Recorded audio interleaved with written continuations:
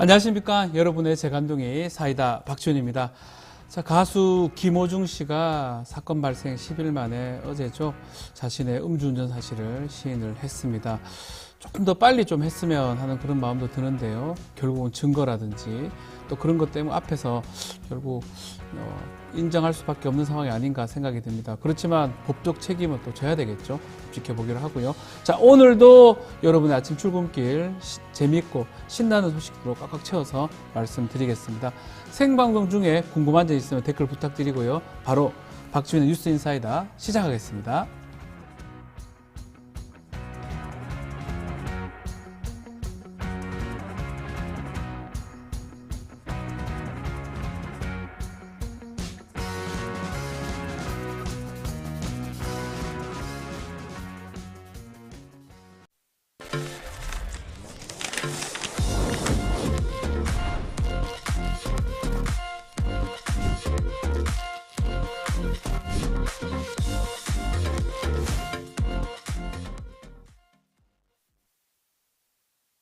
바쁜 아침 꼭 알아야 할 뉴스로 엄선해서 여러분께 전해드리겠습니다. 듣기만 해도 이해가 쏙쏙 뉴스픽. 오늘 이진아 뉴스토마토 기자와 함께합니다. 안녕하세요. 네, 안녕하세요. 네, 자, 김건희 여사 공개 행보 3일 만에 어제 대중 앞에 등장을 했네요. 네, 윤석열 대통령의 부인 김건희 여사가 며칠 전 있었던 캄보디아 총리 불부와 오찬에 이어서 어제는 불교계 행사에 참석했습니다. 네. 결국 외부 공개 활동을 재개한 것인데요. 명품 가방 수수 의혹이 불거지고 외부 활동을 중단한 지 169일 만입니다. 공교로운 지점은 검찰 수뇌부들에 대한 인사가 단행된 뒤에 본격 행동에 나선 것이라 정치권에서 좀 이런저런 비판이 나왔습니다. 자, 어제 뭐 저희도 계속 종횡무진 시간 이런 얘기를 계속 했었지만 네. 공식 행사에 나선 거는 불교계에서 꾸준히 김 여사 나와야 된다 이렇게 네. 소환했기 때문이 아닌가 싶은데요. 네, 저희 목요일 프라임 네. 코너죠. 종횡무진에서 출연 중인 문화재 제자리 찾기 해문 대표께서 그동안 말씀하셨던 것처럼 일제 때 미국으로 유출된 우리 문화재를 반환할 수 있었던 것은 지난해 4월 김 여사가 미국 국빈 방문 당시에 보스턴 미술관을 찾아서 답보 상태에 놓여 있었던 그 사리 반환 논의를 다시 재개 요청한 네. 것이 좀 큰 영향이었다. 이렇게 말씀하셨습니다. 그래서 이제 불교계는 김 여사를 꾸준히 초대를 했던 것으로 좀 알려졌는데요. 4월 19일에 열렸던 조계사 고려사리 공개 행사 때와 그리고 또 지난 15일에 부처님 오신 날을 맞아서 서울 종로구 조계사에서 열린 봉축법 요식에서도 초청됐지만 이날 행사 직전까지 좀 고심을 하다가 모두 취소가 됐었습니다. 네. 이 모든 내용이 언론 보도를 통해서 알려졌습니다. 근데 이번에 공식 행사에 좀 참여를 하게 된 것입니다. 자, 어제 뭐 김건희 여사 공개 발언을 하지 않았다고 하는데 혹시 비공개 발언 알려진 내용이 있을까요? 네, 어제 대통령실에서 이 비공개 발언을 좀 공개를 했는데 김 여사가 이제 공개 발언은 없었지만 조계종 그 총무원장인 진우 스님과 사전 환담을 좀 진행했다고 네. 합니다. 이 자리에서 진우 스님이 김 여사에게 특히나 감사를 표했고 그러자 김 여사가 매우 뿌듯하고 우리 불교계 수건을 해결하는데 작은아마 힘이 보탤 수 있어서 영광이었다. 제가 아니라 뭐 천만 불자의 염원을 이룬 결과다. 이렇게 겸손한 발언을 했다고 전했습니다. 자, 그렇지만 어제 김건희 여사 행보에 대해서 대통령실은 뭐 사과, 설명은 없었습니다. 그래서 그런지 야당에서는 비판의 목소리가 나왔는데요. 뭐라고 했습니까? 네, 일단 더불어민주당은 떳떳하면 특검 수사에 응하고 의혹을 직접 해명하라고 지적을 네. 했고요. 박지원 당선인은 설명도 없고 사과도 없이 간보기만 하고 있다 이렇게 꼬집었습니다. 또 조국혁신당은 이제 대변인을 통해서 공개 행보에 나선 김에 검찰 포토라인에 서길 바란다 이렇게 목소리를 높였습니다. 아하, 검찰 포털에 서라 이렇게 얘기를 했는데, 자, 야당 김건희 여사 공식 행보 비판한 것 외에도 경찰 조사 결과도 지적을 했습니다. 지난 16일이었죠. 경찰에서 김건희 여사 또 모친 최은순 씨 통장 잔고 증명서 위조 공범으로 고발이 됐던 상황인데 김건희 여사한테 무혐의 처분을 내렸습니다. 네, 결국에 이제 두 사람에게 모두 다 이제 무혐의 네. 처분을 내렸는데요. 민주당 검찰 독재 정치 탄압 대책위원회는 어제 오전 입장문을 내고 김 여사는 대통령의 배우자이지 대통령이 아니다. 대통령에게 적용되는 불소추 특권을 대통령이 아닌 김 여사에게 적용하고 있는 것이 아닌지 좀 묻고 싶다 이렇게 밝혔고요. 네. 그러면서 김 여사의 공모 여부를 밝히기 위해서는 소환 조사를 비롯해 압수수색으로 증거를 수집하고 수사를 했어야 하지만 역시나 해당 사건은 소환 조사나 압수수색 한 번 없이 증거 불충분으로 무혐의 처분됐다라는 것을 좀 꼬집었습니다. 네. 자, 이런 가운데 명품백 수사 계속 진행이 되고 있는데 김건희 여사, 또 윤석열 대통령 청탁금지법 위반 등으로 고발을 했던 백은정 서울의 소리 대표가 소환 조사를 받죠. 네, 오늘 오후 2시에 고발인 신분으로 백은종 대표가 검찰이 불러서 조사를 받게 됩니다. 지난주에 김건희 여사에게 명품백을 건네받고 명품백을 주고 촬영한 최재형 목사를 불러서 조사한 지 일주일 만인데요. 백 대표는 검찰이 요구한 대로 명품백 수수 장면이 담긴 원본 영상과 또 최 목사와 김 여사 간의 카카오 대화 이런 내용들을 좀 제출할 것이라고 합니다. 예. 또 현재 교체된 검찰의 지휘부를 신뢰할 수 없다면서 이날 조사를 받기 전에 김 여사가 또 다른 뇌물을 받은 것을 좀 추가 고발하겠다라는 의사를 또 밝힌 상황입니다. 네. 여기에 최 목사가 김건희 여사에게 선물한 책을 아파트 분리수거장에서 주었다고 언론사에 제보한 권모 씨가 또 21일 날 참고인 신분으로 조사를 받게 됩니다. 네. 네. 자, 계속해서 대통령 이야기도 이어가 보겠습니다. 지난 토요일 5.18 민주화운동 기념식인데요. 윤석열 대통령 3년 연속 참석을 했습니다. 어떤 이야기를 했습니까? 네, 윤석열 대통령이 18일 광주 국립 5.18 민주묘지를 찾아서 기념사로 대한민국이 5월 정신으로 자유민주주의의 꽃을 활짝 피워내 국민 한 사람 한 사람이 세계 어느 나라와 비교해도 전혀 부족함이 없는 정치적 자유와 인권을 누리고 있다라고 네. 말을 했고요. 또 앞서 2년 동안에서도 이제 경제 관련한 이야기를 항상 했었는데 이번에는 AI 이런 얘기는 아니었지만 어쨌든 성장과 과실을 공정하게 나누고 사회적 약자를 두텁게 보호해야 한다라면서 이런 좀 중산층과 뭐 이런 중심의 시대를 열어가야 된다 네. 이런 얘기도 좀 강조했습니다. 또 앞서 말씀하신 것처럼 윤 대통령은 3년 연속 민주화 운동 기념식에 참석을 했는데 현직 대통령이 재임 기간 3년 연속 기념식에 참석한 것은 고 노무현 전 대통령에 이어 두 번째입니다. 다만 이날 옥의 티도 좀 있었습니다. 네. 희생자를 소개하는 영상에 다른 사람 영상이 좀 올라와서 빈축을 좀 사기도 했습니다. 자, 3년 연속 윤석열 대통령 참석했던 부분 있지만 지난 두 번의 기념사와 다른 부분이 있습니다. 헌법 내용이 빠진 것인데요. 이것 때문에 야당의 비판이 있었습니다. 네, 헌법 내용을 매번 강조를 네. 했었는데 이번에만 쏙 빠졌습니다. 그래서 이전에 이제 야권에서는 그러면 헌법 그 정신을 강조했던 것과 함께 실제로 헌법에 이제 올려야 된다라고 말을 했었는데 이번엔 그런 내용이 없어서 많은 비판을 샀습니다. 그래서 제가 42주년 그리고 43주년 기념사에서 어떻게 말을 했는지 좀 영상을 찾아봤는데요. 네. 영상 잠깐 보고 오겠습니다. 지난 영상들, 예. 5월 정신은 보편적 가치의 회복이고 자유민주주의 헌법 정신 그 자체입니다. 5월의 정신은 우리 자유민주주의 헌법 정신 그 자체이고 우리가 반드시 계승해야 할 소중한 자산입니다.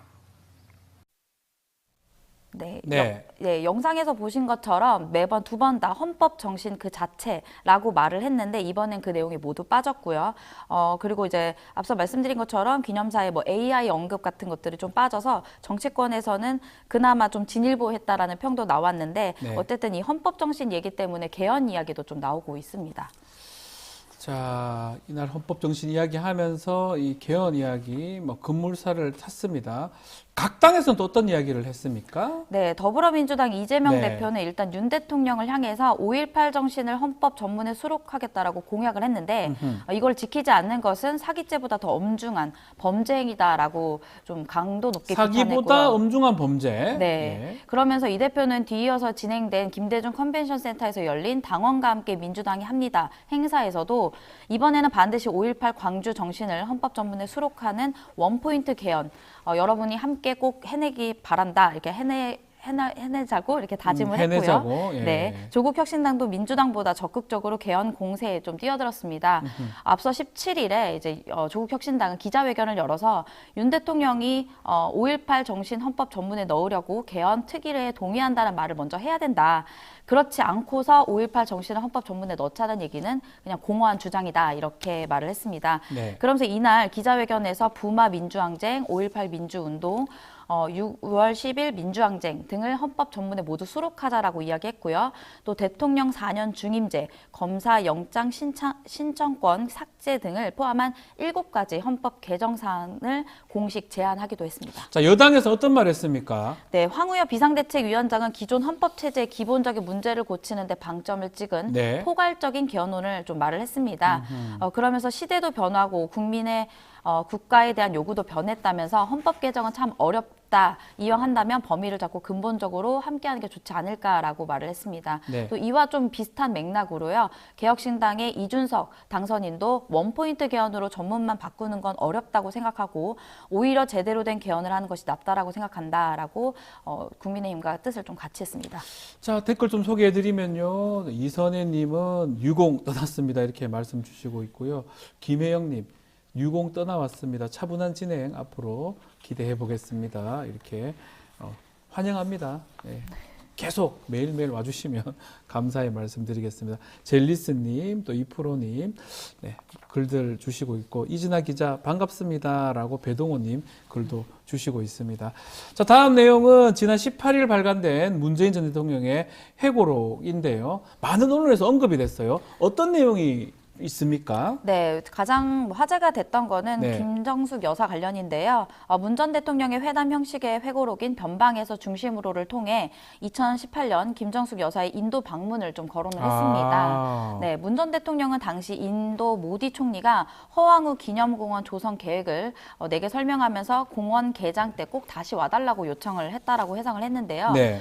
나중에 기념공원 개장할 때 인도 정부로부터 초청이 왔지만 당시에 이제 문 전 대통령이 인도를 또 가기 어려웠다라고 회고를 했습니다. 그래서 좀 고사했다가 인도 쪽에서 그렇다면 아내를 대신 보내달라 이렇게 초청을 해서 아내가 대신 개장 행사에 참석한 것이다 이렇게 설명을 했습니다. 네. 그러면서 우리나라 영부인의 첫 외교 아니냐라는 이제 질문에 평소에는 정상 배우자들이 정상을 보조하는 배우자 외교를 많이 하기 때문에 이거는 영부인의 첫 외교라 하면 어폐가 있고 배우자의 첫 단독 외교라 하는 게 정확한 표현이다 이렇게 말을 해서 좀 논란이 됐습니다. 자, 문 전 대통령이 이렇게 소상하게 언급한 이유에 대해서, 밝힌 이유에 대해서도 언급했다면서요? 네, 문 전 대통령은 회고록을 통해 이런 이야기를 구체적으로 밝힌 네. 것은 지금까지도 아내가 나라 돈으로 관광 여행을 한 것처럼 악의적으로 왜곡을 하는 사람들이 있기 때문이다 이렇게 예. 부연을 했습니다. 근데 사실상 많은 언론에서 보도는 이 내용이 좀 빠져 있었습니다.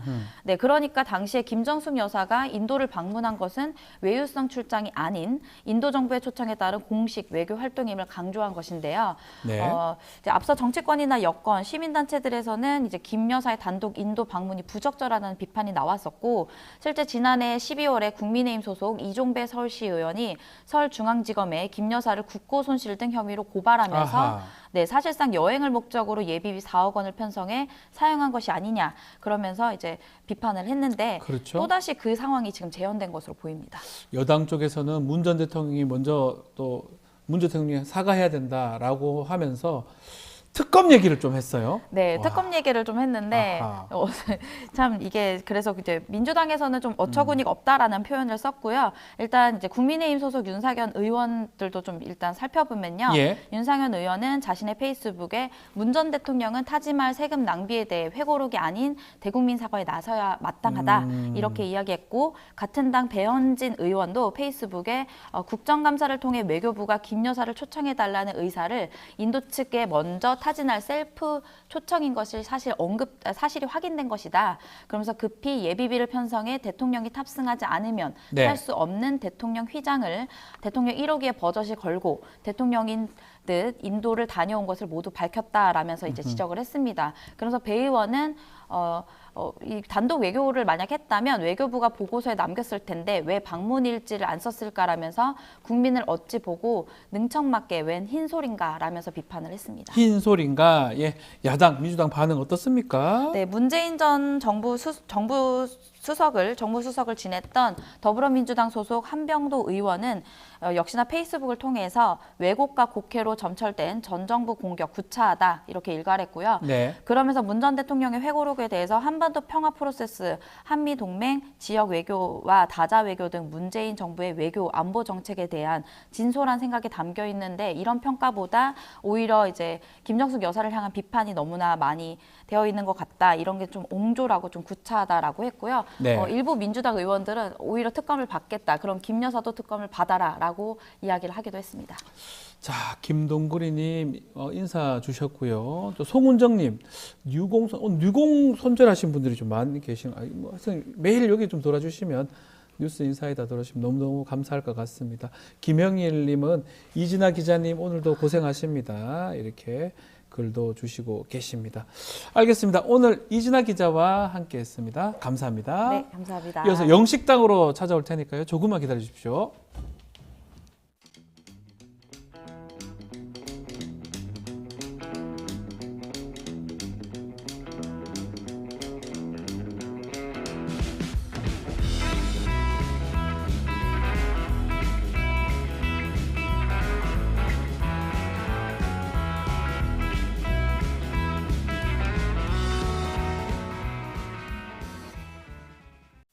점상 런칭 기념 하반기 업종 전략 3인 3색 강연회. 5월 25일 하반기 유망업종 전망은 사전 등록으로 선착순 100명 참여 가능. 김민준의 답은 AI 반도체. 최병훈의 반도체 대 2차 전지 비교 분석. 김봉만의 2차 전지와 조선 수익의 길. 점상 구독자는 강연회가 무료. 점상 구독자란 점상 추천주, 라이브 요약본부터 점상 강연회 참여 등 다양한 프리미엄 콘텐츠를 누릴 수 있습니다. 지금 점상을 구독하고 홈페이지에 등록하면 강연회가 무료. 점상과 함께하는 특별 강연회. QR코드를 인식해 확인해보세요. 자, 매주 월요일 모든 정치 이슈를 씹고 뜯고 맛보고 즐기는 영식당 모두 환영합니다. 자, 오늘도 뉴스 인사이다 정치 미식가 분들의 입맛을 충족시킬 맛있는 이슈들을 들고 찾아왔는데요. 자, 오늘 이상민 PD가 휴가를 갔습니다. 박영식 시사 에디터와 함께하겠습니다. 안녕하십니까? 안녕하십니까? 성대모사를 하셔야 되는데 혼자서. 제가 상민 씨의 빈자리를 채울 수 있을지 모르겠지만 아무튼 제가 알기로는 이상민 PD 말고는 제일 잘하는 걸로 알고는 있는데요. 네. 그렇지도 않습니다. 제가 봤을 때는 저희 같은 일반 사람이 봤을 때는 매우 잘하고 보입니다. 근데 이제 매주 예. 아침마다 성대모사 하는 게 너무 고되다면서 힘들죠. 제가 또 휴가를 보내드렸습니다. 잘했습니다. 공동 대표이기 때문에 한 주 네. 정도는 또 에너지 충전을 하고 와야 맞아요. 다음 주에 와가지고 열심히 또 임해줄 것 같아서요. 예. 예. 또 천공이나 이런 데는 독보적이지 않습니까? 그렇습니다. 예, 천공은 또 우리 상민 씨가 인정해준 네. 대목이 있기 때문에 네. 제가 또 오늘 내용 중에 기회가 있으면 이제 천공 한번 소환을 좀 천공 소환을 하도록 하겠습니다. 부탁 좀 드려보겠습니다. 예. 자, 지난 주말입니다. 44주년 5.18 민주화운동 기념식 광주 국립 5.18 민주묘지에서 열렸는데요. 윤석열 대통령 비롯해서 여야 지도부 전원이 아마 다 당선인 전원도 참석을 했습니다. 혹시 이날 기념식 보셨을 것 같은데 예. 기억에 남는 장면이 있을까요? 저는 이제 장면이라고 본다면 노무현 대통령 이후에 윤석열 대통령이 아마 3주년 맞습니다. 3번 연속으로 이제 참석하신 거는 이제 처음이라고 하니까 그것 자체로도 의미가 있다. 의미 있는 장면이라고 보는데 다만 이렇게 그 참석 횟수만 꼬박꼬박 본인이 후보 시절에도 매번 오겠다라고 밝힌 적이 있기 때문에 그것에 대해서는 동의하고 올바른 방향이긴 합니다만 일단 메시지에서 좀 부실하지 않았나라는 생각이 분명히 메시지가 보였군요. 좀 들고요. 네. 사실은 근데 이 5.18 기념행사라는 것은 보수정당 출신 전직 대통령들이 제대로 5.18을 보듬지 않았기 때문에 이런 3년 연속 참석이 주목을 받는 거잖아요. 이런 당연한 부분들이 저희가 평가를 하고 있다는 것도 좀 민망하고 저희가 기념사 얘기는 뒤에 잠깐 다루긴 하겠습니다만 아무튼 그 참석의 의미를 좀 두고 있고 앞으로도 내년에도 내후년에도 참석을 해주시길 바라겠고 다만 말씀드린 대로 좀 알맹이가 없는 기념사가 아쉽고 내용이 좀 있었어야 된다. 문제가 아닌가라는 아하. 생각은 들어서요. 동의하실 것 같습니다. 그 내용 한번 조금씩만 좀 짚어보면요. 예, 예. 서민 중산층의 중심의 시대를 열겠다. 이게 5월 정신을 개성하는 것이다. 이렇게 얘기를 했습니다. 뭐 한편으로 맞으면서도 뭔가 조금 부족한 것 같기도 하고 이 부분 어떻게 봐야 됩니까? 그러니까요. 이게 그 5.18 정신이나 5.18 민주화 운동에 대한 공감이 실제 윤 대통령한테 좀 부족하다라는 생각이 들었거든요. 사실 작년에도 저는 비슷한 감정을 가지긴 했는데 윤석열 대통령이 이번에는 어떤 표현을 쓸까, 또 어떤 네. 표현을 안 쓸까 이런 거를 이제 쭉 지켜보면서 전문도 제가 한번 읽어봤어요. 근데 솔직히 좀 실망스럽고요. 그 지난해도 기념사가 AI나 네. 인공지능, 이제 첨단 기술 이런 문제가 첨단 과학 이런 표현이 들어가서 네. 5.18 기념식에 이런 표현이 왜 들어가지라는 생각을 딱 와닿진 않는 것 같기도 해요. 뭔가 TPO에 안 맞다라는 네. 생각이 좀 들었는데 요거 서민 중산층 맞긴 맞지. 뭐 이거 중요한 얘기긴 하지만 5월 정신하고 이게 맞아 떨어질지는 그러니까요. 저게 저렇게 연결되나? 그러니까 이렇게. 이번에도 경제 성장이라는 표현이 네. 들어갔기 때문에 물론 5월 정신이 경제 성장과 어떻게 연결되는가에 대한 대목을 좀 지켜봤는데 네. 서민과 중산층 중심 시대를 여는 것이 5월 정신의 계승이다.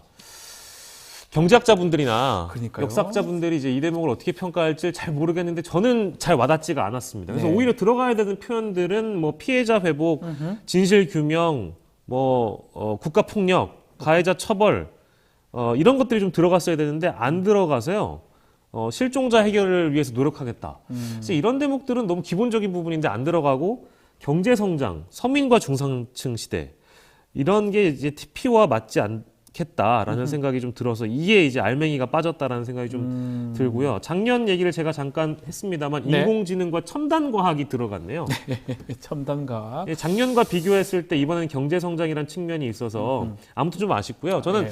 분량에도 좀 신경을 쓰셔야 된다는 생각이 듭니다. 불량해요. 예. 왜냐하면 역대 대통령들의 기념사 중에 가장 짧았던 게 박근혜 전 대통령의 기념사가 첫 번째로 꼽히거든요. 근데 그때 당시에는 박근혜 전 대통령이 공백 없이 837자였습니다. 네. 2013년 기념식이었고요. 근데 윤 대통령은 작년에 했던 5분 분량 861자가 역대 두 번째였고요. 이번엔 세 번째 짧았습니다. 네. 그래서 분량에도 좀 신경을 쓰셔야 되는 건 아닌가? 약간은 맞춰주는 게 맞다. 공교롭게도 그 5분 말씀이죠? 18초였습니다. 예. 5분 18초요? 예, 518이었는데 공교롭게도 그건 5분 또 맞췄네요, 어떻게? 그걸 맞춘다고 맞춘 것 같지는 않은데 그렇습니까? 어쨌든 예. 짧은 분량이면 예, 분명한 것 길진 같아서요. 않았다. 그 예. 큰 시간을 긴 시간을 할애하지 않았다는 대목도 아쉬워서 이런 내용적으로는 굉장히 이제 그 천공 입장에서도 혹시나 이런 평가를 한다면 이제 천공. 내가 이걸 평가를 한다면 상당히 부족한 양이었다. 뭐 이렇게 이제 평가를 하지 않을까. 아, 예. 와, 너 좋으셨네요, 또. 알겠습니다. 깜짝 놀랐습니다. 아니 아쉬워하시는 것 같아요. 예, 아닙니다. 좋습니다. 좋습니다. 자, 그 5.18 정신 헌법 전문 수록 언급이 좀 빠진 걸 두고 야당에서는 좀 예. 말들이 좀 많은 것 같습니다.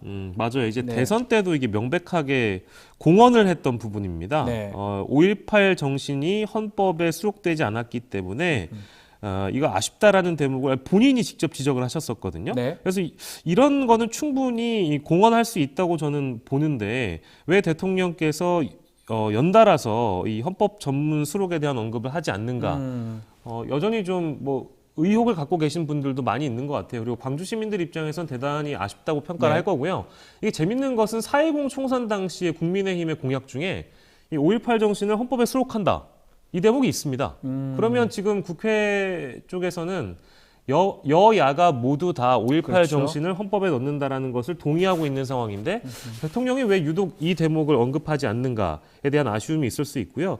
게다가 이제 이재명 대표도 헌법 정신을 헌법에 5.18 정신을 수록하려면 개헌이 필요한 부분이니까 네. 전반적인 내용을 다 뜯어고친다기보다는 원포인트 개헌도 얘기를 하고 있거든요. 네. 그러면 이 정도까지는 대통령이 좀 전향적으로 검토해서 충분히 국민 앞에 이 내용을 밝힐 수 있다고 저는 보는데 아하. 대통령이 5.18 기념식을 세 번째나 벌써 오셨는데 여전히 이 헌법 정신 수록에 대해서 헌법에 수록된다는 거에 대해서 공식적인 입장이 없다라는 대목은 글쎄요 의도적으로 지금 회피하고 있는 거 아닌가? 아하. 라는 그런 의심을 충분히 살 만한 대목이어서 대목이라서 이 대목은 뭐 끊임없이 이제 질문을 해야 되는 대목이라고 생각하고 있습니다. 네, 알겠습니다.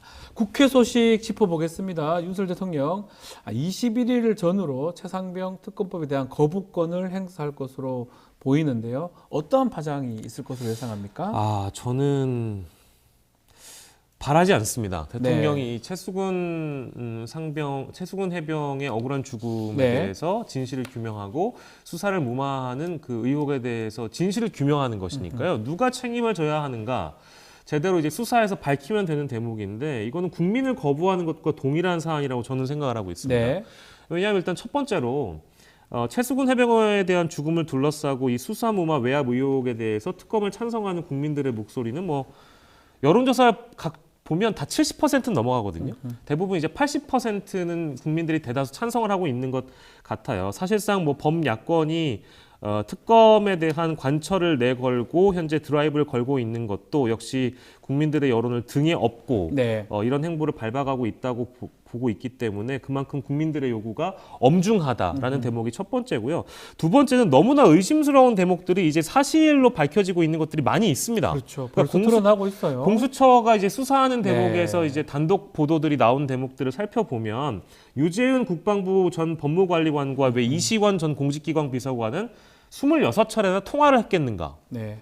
이거 너무 밝혀져야 되거든요. 너무 많이 통화를 했어요. 아니 두 분이 뭐 가까운 사이도 아니라고 하잖아요. 그때 거의 처음 했다고 하니까. 그러니까요. 예. 뭐 때문에 통화했는지 일단 예. 밝혀줘야 되겠고 임성근 사단장의 주장과는 또 다르게 밑에 있는 부하들의 발언은 다 임성근이 시켰다거든요. 네. 그렇다면 누가 최수근 해병의 죽음을 자꾸 덮으려고 드는가에 대한 네. 목을 발표해야 되는 것입니다. 그래서 의혹 정도에 머무는 것이 아니라 대통령실의 전방위적인 수사 무마 외압이 있었던 건 아닌가? 이것을 유무죄를 단정짓자는 얘기가 아니라 수사를 해보자는 건데 수사를 해보자는 건데. 이거를 대통령이 막겠다는 거잖아요. 그럼 이거는 충분히 국민들의 반발을 살 수 있다고 보고요. 네. 그리고 수사를 해보고 의혹을 걷어내자라는 가장 기초적인 상식인 것인데 책임질 사람이 있다면 마땅히 책임을 지자. 그것도 이제 한 사람의 국민, 한 사람의 군인이 네. 돌아가신 부분에 대해서 이걸 밝히지 못한다면 국가의 자존, 국가는 왜 존재하는가? 이제 이 대목을 많은 분들이 의구심을 가질 것 같아요. 네. 대통령께서 이것을 반대한다는 것은 국민들을 반대하는 것과 동일하다. 그렇죠. 그런 세 가지 이유를 좀 들고 싶습니다. 더 나아가서 이번에 만약에 거부권을 행사하게 되면 10번째 거부권 행사가 됩니다. 87년 민주화 이후에 가장 많은 거부권 행사하는 대통령이 되는 건데 그게 국회 입법권이 무력화되는 거 아니냐 이런 얘기도 있지만 지금 상황 자체가 여소야대 국면입니다. 대통령 상황도 좀 본인이 고려를 해야 되는 거 아니냐 이런 지적도 나오는데 이건 어떻게 보십니까? 그 대통령께서는 아마 이제 그런 생각을 하실 것 같아요. 네. 아니 이거 보세요. 예? 아니 제가 가진 그 권한을 활용을 하겠다는 건데. 예? 아우 잘하시네요. 아니 이제 본인이 갖고 예. 있는 합법적 권한이기 때문에 본인의 권한이기 때문에 본인의 대통령의 권한을 네. 활용한다는 거 뭐 합법적인 거 맞습니다. 네. 근데 너무 많이 거부를 하신 것도 사실이잖아요. 네. 그리고 이 법안은 이 특검법은 기존에 있는 거부권과는 상황이 완전히 다릅니다. 야당이 무턱대고 국민들 의견 무시해가지고 밀어붙이겠다는 게 아니고 앞서 설명드린 대로 많은 국민들이 이 특검 통과를 바라고 있는 상황이잖아요. 네. 그러니까 대통령이 국민들과 반하는 결정을 한다는 것이고 전방위적으로 사건 무마 외압 무마 의혹을 두고 있는 사안인데 이게 사실상 수사 대상이 대통령실이고요. 대통령실에 있는 여러 인사들이 전방위적으로 개입한 의혹이 있는데 이거를 본인들이 직접 하고 싶어서 했겠습니까? 네. 누군가가 명령하지 않았겠습니까? 이런 대목은 가장 정점에 있을 대통령이 수사를 받을지도 모르는 사안. 네. 대통령이 윗선으로 지금 의심을 받고 있는 사안인데 본인이 이걸 거부한다는 것은 기존에 있었던 뭐 방송상법, 노란봉투법, 양곡관리법, 간호법 이런 것들에 대한 거부권과는 차원이 다른 문제예요. 차원이 다르다. 이해가 충돌할 수 있다. 이 말 아닌가요? 그렇습니다. 이해 충돌 여지가 있기 때문에 이런 대목은 기존에 있던 거부권과는 완전히 다르다. 네. 그래서 합법적인 권한 맞는데요. 그렇다면 국회에서도 야당이 뭐 여야 합의나 수사기관이 이것을 수사하고 있으니까 지켜보자라는 논리를 대통령이 갖고 있잖아요. 기자회견 때 이미 밝힌 바 있는데 국회에서도 여야 합의가 안 되면 야당이 패스트트랙으로 네. 올리는 것 또한 합법적인 권한입니다. 그러면 대통령의 거부권이나 야당이 밀어붙여서 국회에 상정시키고 표결을 통해서 대통령의 거부권을 거부할 수 있는 권한도 마찬가지로 합법적인 권한이기 때문에 이거는 뭐 양쪽 다 합법적이어가지고 법적인 문제가 전혀 없는 부분이어서 네. 만약에 이 대목에서 대통령의 거부권이 거부된다면 대통령은 또 어떤 반응을 보일 것인가 이런 대목도 좀 지켜봐야 된다고 보고요. 아무튼 이건 뭐 대통령의 허락을 받고 말고 할 문제는 저는 아니라고 생각됩니다. 네. 국민들의 의견이 충분히 녹여들어간 특검법이라고 생각되고요. 대통령이 과연 실제 거부를 하실진 모르겠습니다만 저는 이러면 안 된다. 안 했으면 좋겠다. 안 했으면 좋겠다. 라는 생각을 가지고 있습니다. 자, 전은영님께서 질문을 주셨어요. 궁금합니다. 대통령이 다 거부하면 무조건 거부가 되는 건지요? 거부권에 제한할 수는 없나요? 거부권 무제한인가요? 라고 하는데 이건 제가 이제 법률 공부를 하고 있는 변호사니까 또 말씀을 드리면 헌법상 대통령의 권리고요. 권한이죠. 권리, 권한. 그리고 제한이 없습니다. 그렇기 때문에 계속할 수 있고 다만 그거 거부권 행사된다 그러면 3분의 2 이상 국회 출석 의원의 3분의 2 이상이 찬성을 해야지만이 그 거부권을 통과해서 다시 제의가 될 수가 있는 상황이라고 말씀을 좀 드리겠습니다. 근데 이게 뭐 본인이 실제 수사 대상일지 모를 네. 사안에 대해서 거부를 한다는 것은 저는 이건 뭐 이해충돌 여지도 있지만 직권남용이라고 보고요. 네. 앞서 뭐 말씀드린 대로 이게 뭐 유무죄를 저희가 판단하자는 얘기가 아니지 않습니까? 의혹이 있다면 수사를 받고 특검을 거부하는 자가 범인이라고 얘기했던 분들이 누구였는지를 네. 다시 한번 상기해 봤으면 좋겠습니다. 알겠습니다. 자, 이번 주부터 22대 국회 전반기 원구성 협상에 본격 돌입하게 되는데요. 최대한 협의를 해가지고 배분하겠다 이렇게 방침을 밝혔는데, 자, 특히 이제 법사위 또 운영위원장 상당히 대립하고 있는 상황입니다. 순탄하게 원구성되지 않을 것이다 이런 예측들이 있습니다. 예. 뭐 쉽지는 않을 것 같습니다. 네. 왜냐하면 뭐 지금 22대 국회 앞두고 대치정국이라는 게 지금 이어지고 있고 네. 여전히 뭐 지금도 뭐 격심한 분위기니까요. 네. 더 앞으로의 상황은 더 이 갈등이 극에 달할 수 있을 상황이어서 원구성 협상에 대한 분위기도 그걸 고스란히 반영하지 않을까라는 생각이 들고요. 네.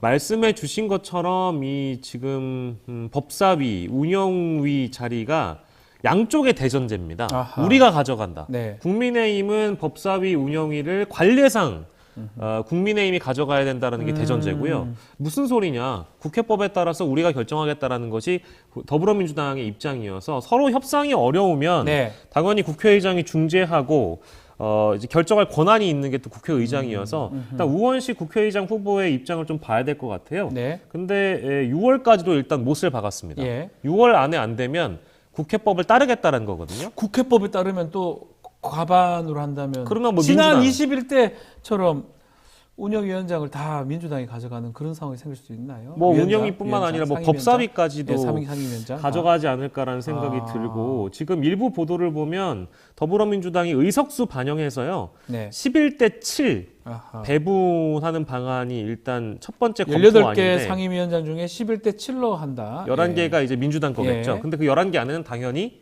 대전제인 운영위와 법사위가 법사위가 다 들어가야 있고, 된다라는 예. 것입니다. 이건데 만약에 이게 안 되면 국회의장과 협의해서 상임위를 전부 다 가져가겠다. 네. 국민의힘이 안 하겠다면 우리가 다 해버리겠다. 라는 그런 일부 의견도 있는 걸로 알고 있는데 여론을 감안한다면 그건 쉽지 않을 것 같고요. 그리고 마지막으로 제가 지난주에 민주당 핵심 관계자하고 얘기를 좀 나눠봤는데 상임위원장을 일단 적게 가져와도 상관없다. 그러니까 11대 7에서 우리가 7이어도 상관없는데 이 안에서는 반드시 법사위와 운영위는 우리가 가져간다. 국민의힘 아니요, 민주당. 민주당? 예, 아. 절대 원칙이라고 합니다. 아하. 개수는 상관없는데 무조건 우리가 민주당에서는 법사위와 운영위는 관철하겠다라는 것이 입장입니다. 쉽게 될지 한번 지켜봐야 될 것 같은데, 자, 이런 가운데 국민의힘 얘기 좀 해보면요. 총선 참패 책임 한동훈 전 위원장이 있냐 없냐 이런 논쟁이 계속 이어지고 있는데, 한동훈 위원장이 오랜만에 정부 정책 현안에 대해서 공개적인 목소리를 냈습니다. 국가 인증 통합 마크 KC 마크 미인증 제품에 대해서 해외 직구를 금지한 정부 조치, 이거에 대해서 뭐 SNS인가요? 통해서 내용을 얘기를 했습니다. 과도한 규제 아닌가라고 입장을 냈었는데 여러 가지 해석이 나오고 있습니다. 어떻게 봐야 됩니까? 그러니까요. 이제 한동훈 전 위원장은 SNS를 통해서 네. 저기요? 제가 직구를 해봤는데요. 예? 하세요.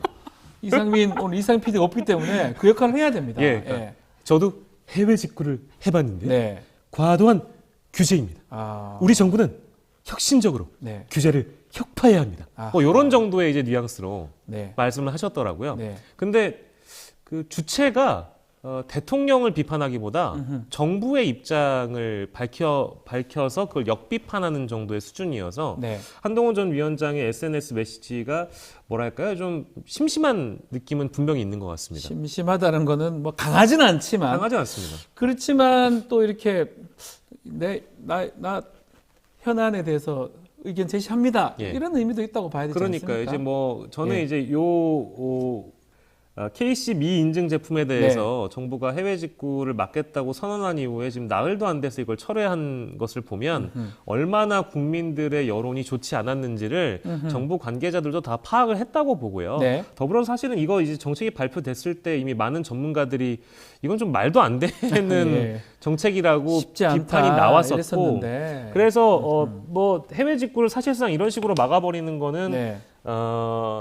국민 공감대가 이미 서 있는 상황이었다. 네. 그래서 한동훈 전 위원장의 심리는 누울 자리를 보고 누웠다고 저는 생각을 하고 있습니다. 보고 누웠다. 예. 국민들의 여론을 충분히 파악을 했기 때문에 네. 나온 입장이라고 보고요. 크게는 이제 세 가지가 보이는 것 같아요. 그러니까 네. 정치인으로 이제 데뷔를 하고 나서 선거를 이끌어가는 기간 동안 정책적인 부분, 국내 현안에 대한 어떤 입장을 제대로 밝힌 적이 없습니다. 네. 그러니까 일부 정책에 대해서 자신의 시각이나 철학을 대중에게 공개를 한 적이 없기 때문에 저는 지금 보여주는 입장이나 도서관에서 책을 읽는 입장이나 그런 입장 표명을 보여준다는 것은 저는 공부하는 정치인, 아하. 철학 있는 정치인, 철학이 있는 정치인. 입장이 분명한 정치인을 이미징화하는 것이라고 보여지거든요. 네. 그래서 정책 전반에 대한 높은 이해도를 갖고 있다. 내가 수사만 했던 검사 출신도 아니고 야당 정치인과 싸우는 정치인도 아니다. 나는 정책에 대한 이해가 빠삭하다. 이런 것들을 어필하고 싶었던 목적이 첫 번째로 있었던 걸로 보이고요. 예. 두 번째로는 잠깐 설명드렸습니다만 이 한동훈 전 위원장은 의제 주도형 정치인은 아닌 것 같아요. 그러니까 다시 얘기하면 현안이나 정책들을 먼저 던져서 이슈를 주도하거나 의제를 선점하는 정치인 스타일이 아니고요. 네. 누군가가 먼저 이걸 발표하면 그거를 반작용해서 이목을 끄는 네. 기회주의형 정치인에 가깝다고 저는 볼 수 있을 것 같습니다. 그 기회주의라는 기회주의가 그 나쁜 의미의 기회주의 얘기한 거 아니죠? 너무 나쁜 의미일까봐 이제 네. 기회적으로 그렇죠. 기회를 잡는 정치인, 찬스를 잡는다. 주도해서 정책을 얘기하기보다는 어떤 정책이 나왔을 때 거기에 대한 어떤 평이라든지 예. 그걸 통해서 한다는 그 그러니까 말이죠. 나쁘게 보면 홍준표고요. 좋게 보면 이준석 당선인처럼 그렇습니까? 뭔가 이슈를 잘 간파했다가 요 대목으로 고리를 틀어서 어허. 나의 입장을 발표하는 그러니까 반작용의 정치를 하고 있다고 보는 것 같고 네. 아무튼 자신이 언제 등장해야 되는지를 잘 알고 있는 것 같습니다. 대중의 편을 들고 또 어느 정도 판이 형성됐을 때 등장하는 기회형 정치인이다라고 좀 한동훈 위원장 예. 전당대 나올까요? 전당대회요? 네. 저기요? 제가 지금 나가지 않으면 기회가 없습니다. 예? 예. 저의 기회를 박지훈 변호사가 막지 말아주시기 바랍니다. 알겠습니다. 예, 알겠습니다. 자, 국회의장 경선 결과를 두고 민주당 내 여진이 계속되고 있습니다. 정청래 최고위원이 계속 당원들을 사과를 하고 있고 우원식 의원이 불쾌감을 숨기지 않았는데요. 자, 이 상황도 좀 어떻게 봐야 됩니까? 저는 정말 이 충격적인 소식으로 저도 이제 받아들였었는데요. 네. 뭐 이번 국회의장 선거는 뭐 민주당원들 입장에서는 굉장히 당혹스럽고 불쾌할 수 있다고 저는 보고요. 네. 정청래 최고 입장에서는 그런 측면에서 당원들에게 고개를 숙이고 있다고 보고 뭐 당황스러웠을 거라고 봅니다. 정청래 최고 입장에서도 예상하기가 힘든 그런 결과였으니까요.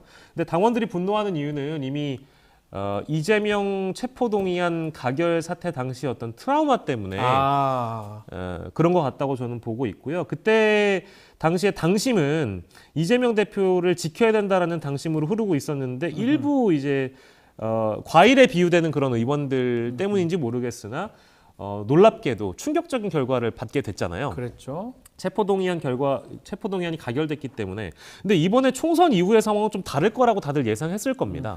왜냐하면 그 이제 과일에 비유되는 의원들께서 네. 탈당을 하셨고 다른 탈당을 하거나 뭐 공천을 받지 못했죠. 그런 상황이기 때문에 효력이 없을 거라고 봤는데 이번에 결과가 우원식 국회의장 후보로 당선되는 결과로 나아가다 보니까 그 충격이 당원들의 탈당 릴레이, 탈당 의사 반영에 이제 어느 정도 무게를 실리고 있다고 보고요.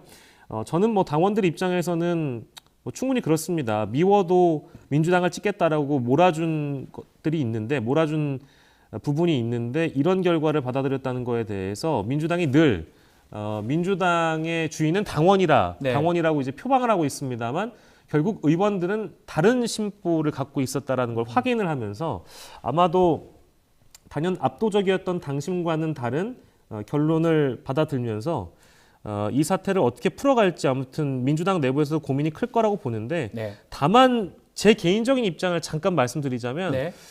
추미애 당선인의 어떤 개혁성을 우원식 국회의장 후보가 가지진 못했겠지만 그래도 그에 못지않은 정치력을 가진 인물이라고 평가가 되고 있기 때문에 시간을 두고 좀 지켜볼 필요는 있는 것 같습니다. 네. 실제 우원식 당선인의 이런 의사들을 보면, 입장 발표들을 보면 개혁성이나 어떤 전투력은 그에 못지않은 입장들로 또 보여져서 네. 시간을 두고 저희가 좀 평가를 해봐야 되지 않을까요?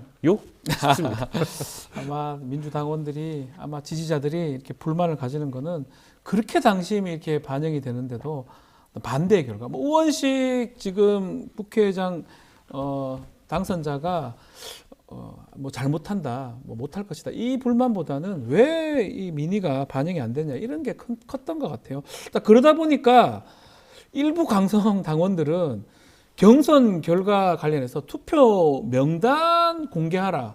예전에 이재명 대표 그 체포동의안 가결 때도 이런 일이 있었거든요. 또 탈당 인증 글도 나오고 있고요. 근데 이게 좀 과도하다 이런 지적도 있습니다. 어떻게 보십니까? 예, 뭐 이제 과한 측면도 네. 있겠습니다만 뭐 이분들의 심정을 제가 모르진 않을 것 같고요. 네. 충분히 이해되는 마음이 있고 앞서 설명드린 대로 얼마나 이제 배신감을 느끼고 계신지 민주당 게시판을 봐도 뭐 어마어마한 분노가 느껴지기도 하고요. 각종 커뮤니티, 특히 이제 민주당색이 강한 커뮤니티를 찾아가 보더라도 일부 실제 탈당을 인증한 당원들도 계신 것 같고 그걸 고민하고 계신 분들도 많이 보입니다. 다만 지난 체포동의안 가결 사태 때와 마찬가지로 이런 투표를 누가 했느냐를 공개하는 요구가 마찬가지로 있지만 이게 가능하진 않죠. 가능하지도 않고 이게 실제 가능한 영역처럼 커뮤니티에는 누가 이랬을 것이라고 명단도 네. 일부 돌아다닙니다만 이제 억울한 희생자들을 또 나올 수도 그때 있기 기억이 때문에 납니다. 전 아닙니다라고 이렇게 예. 또 했던 의원들도 있었거든요. 그럼요. 이번에도 이제 그런 사태들이 예. 또 발생될 수도 있어서 희생양을 만들지 않고 이 사태가 좀 자연스럽게 마무리됐으면 좋겠습니다만 네. 이 노력은 사실 이재명 대표나 또 우원식 국회의장이나 또 최고위원들이 나서서 직접 이 과한 부분들을 좀 위로해드릴 수 있는 방법들을 마련해야 된다고 보고요. 네. 어디까지나 다시 한번 강조하는데 국회의장인 우원식 의장이 어떤 행보를 보여주는지가 네. 가장 중요한 대목이고 당원들의 의견과 반한 공당은 존재할 수가 없는 것이지요. 저는 뭐 원칙적으로는 그렇게 생각을 하고요. 다만 이런 분위기는 체포동의안 가결 사태 때처럼 시간이 또 해결해주는 네. 측면도 분명히 있기 때문에 조금 지켜봐야 될 것 같습니다. 자, 그리고 김건희 여사 얘기를 좀 해보겠습니다. 며칠 전 외교 행사에서 모습을 또 드러냈는데 이번에는 또 석가모니 살이 관련해서 반환 관련해서 지금 공개석상에 좀 모습을 드러냈습니다. 이제 본격적 외부 활동하는 거 아니냐라고 이렇게 관측도 되기도 하고요. 또 야당에서는 수사부터 받아야 되는 거 아니냐라는 입장도 보였습니다. 김건희 여사의 공식적인 행보 어떻게 봐야 됩니까? 저는 뭐 김건희 여사의 외부 활동이나 네. 공식적인 활동을 찬성하는 사람입니다. 찬성합니까? 다만 예. 아무 설명이 없이 5개월 만에 이렇게 등장하셔가지고 네. 설명, 해명, 그 어떤 변명이나 설득도 없이 그냥 이렇게 활동하신다는 것은 일단 순서에 맞지 않고요. 네. 왜냐하면 11월 27일에 디올백 보도가 있었고 12월에 해외 순방을 다녀온 이후에 갑자기 두문불출하신 거잖아요. 네. 근데 그런 대목을 국민들이 충분히 의구심을 갖고 있습니다. 왜 김건희 여사가 갑자기 사라졌는지. 국내뿐만 아니라 해외 외신들도 사라진 퍼스트 레이디라는 제목의 기사들을 만들어낼 정도로 도대체 왜 이런 행보를 보이는지에 대해서 의문이었거든요. 근데 갑자기 검찰 고위급 인사 이후에 네. 이런 행보가 시작이 되고 특히 캄보디아 석상 공식 오찬 행사에 등장하고 169일 만에 공식 대중 행사에 나온 거잖아요. 그렇죠. 그러면 설명이 뒤따라야 된다고 봅니다. 특히 아하. 대통령이 나서서 기자회견에서 현명하지 못한 아내의 처신이라고 언급을 하면서 네. 사과를 하고 있습니다라고 언급을 했습니다. 그러니까 김건희 여사가 사과를 하고 계신다는 건지 아니면 대통령이 직접 사과를 하고 있다는 건지는 잘 모르겠지만 이건 실제 가방을 받은 본인이 네. 왜 그 가방을 받았는지 그 가방은 어디 있는지에 대한 설명을 할 필요가 있거든요. 네. 게다가 또 하나의 에피소드를 언급하자면 심지어 내일입니다. 검찰에 대통령 기록물로 분류될지 모르는 최재형 목사가 선물한 책도 발견이 됐고 네. 심지어 김영삼 대통령이나 전두환 대통령의 회고록을 선물 받았었잖아요. 김건희 여사가. 이거를 재활용장에서 발견한 어떤 변호사. 네. 이 변호사가 검찰에 출석을 한다는 겁니다. 이런 대목들이 있는 상황에서 김건희 여사는 아무런 설명이 없다. 네. 받은 디올백은 어디 있는지 모르고 받았으나 대통령 기록물일지 모를 그 저서들은 재활용종에 가 있고 이런 것에 대한 의구심이 전혀 해결되지 않은 채 공식 행보를 재개한다는 것은 저는 국민들의 의구심만 더 증폭시킨다고 보고요. 그리고 더불어서 김건희 여사에 대한 특검 문제 이런 네. 것들이 전혀 매듭지어지지 않은 상황에서 공개 행보를 한다. 누가 이해를 할 수 있겠습니까? 저는 잘 이해가 되지 않는 대목들이 너무 많이 있어서 일단 검찰 수사에 대한 입장 그리고 디올백에 대한 입장 네. 이 두 가지는 적어도 대통령실과 김건희 여사가 직접 밝혀야 된다라고 생각하고 있습니다. 직접 밝힌 다음에 공개 행보를 해야 된다. 그렇게 짚어주셨습니다. 알겠습니다. 오늘 말씀은 여기까지 듣겠습니다. 지금까지 박영식 사 에디터와 함께했습니다. 감사합니다. 감사합니다.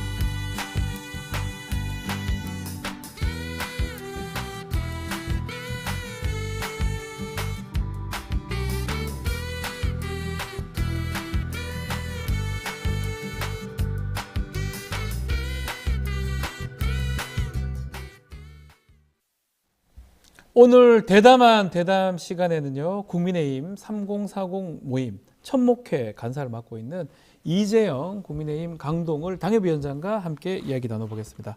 안녕하십니까? 안녕하십니까? 네, 아유 제가 참 좋아하는 우리 정치인이신데, 진짜 예, 좋아합니다. 예, 좋아하고. 고맙습니다. 그 천목회 간사를 맡으셨던데, 네. 천목회 설명 좀 해주십시오. 어떤 의미입니까? 말 그대로 첫째 주 목요일입니까? 첫째 주 매달 첫째 주 목요일에 우리 네. 만나자. 와, 네, 그래서 제목 자체는 뭐 그닥 뭐 큰 의미가 담겨 있는 건 아니고요. 예. 그 당시 모여 있던 사람들끼리 밥 먹고 나온 그 정도의 이름입니다. 그때 네. 제가 또 잘 아는 또 당시 천목회 그 회원들이라고 해야 되겠죠. 네.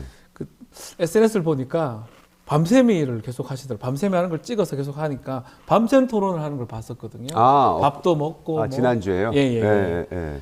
그 그렇게 열심히 그 토론거리가 있는 겁니까?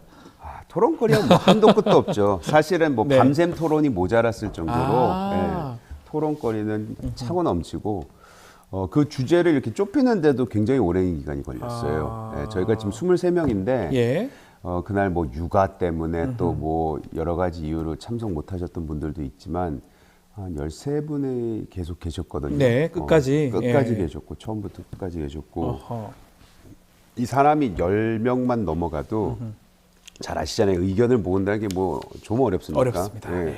그래서 저희가 그 한 장짜리를 만들어서 이렇게 아침에 발표하게 됐는데 그날 의견을 다 모았다면 진짜 몇십 장 나올 오, 정도로 그 정도였습니까? 네, 그 정도로 얘기는 굉장히 많았어요. 네. 그 3040입니까? 국민의힘 출신 정치인들? 네, 어쩌다 보니까 그렇게 됐네요. 뭐 이게 의도했던 반가요? 아니면 보니까 수도권이 좀 많은 것 같고 대부분 수도권 같고 네. 3040 정치인, 젊은 정치인들이 많은 것 같습니다. 그 하필 요번에 저희가 수도권 참패를 예. 경험했잖아요.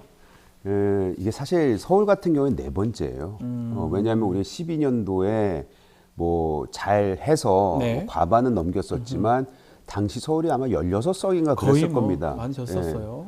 예. 그러니까 그때부터 시작해서 지금 16년, 20년, 예. 24년에서 계속 서울은 참패를 하고 있는데 하필 요번에 이제 수도권, 그러니까 뭐 인천, 서울 범수도권이라고 네. 할게요. 여기에서 낙선하신 분들 중에서 3040이 또 많이 몰려 있습니다. 그러네요. 예, 그래서 그분들끼리 모여서 저희가 아무래도 뭐 나이 세대가 비슷하면 말하기도 편하고 하니까 그냥 밥이나 먹자 그러고 얘기를 하다 보니 네. 또 그렇게 됐네요. 이게 굉장히 자연스럽게 하다 보니까. 유기적으로. 그러면 네. 또 이게 질문 드리면 조금 이상할 것 같긴 한데 김재섭 당선자는 왔는데 김용태 당선자는 또 없는 것 같더라고요. 그러니까 김용태 당선 용태라면 안 되지 뭐 또 방송인데. 친하니까. 예. 그 김용태 당선자는 그날 첫날 하필 저희하고 뭐 이렇게 시간대가 안 맞았는지 연락이 안 됐는지 네. 저희하고 모이지 못했어요. 아하. 네, 그래서 김재섭 위원장은 저하고 또 그 선거 초기부터 네. 그 동부벨트라고 형성해서 활동을 하지 네, 않았습니까? 맞습니다. 이승환 위원장하고. 그러다 보니까 뭐 자연스럽게 모임이 됐는데 그때 김용태 위원장은 저희가 뭐 의도적으로 뺀 건 아니고요. 네. 모이다 보니까 그러게 됐네요. 앞으로 참석할 가능성이 있는 겁니까? 김용태. 김용태 당선인 당선자? 네. 오시면 좋죠. 좀 와주세요. 아하. 네, 힘 실어 주십시오. 알겠습니다. 자, 눈에 띄는 게 뭐 총선 참패 분석 지금 말씀하셨지만 예. 그것을 정리해서 보도가 됐고 언론에서 많이 다뤄줬습니다.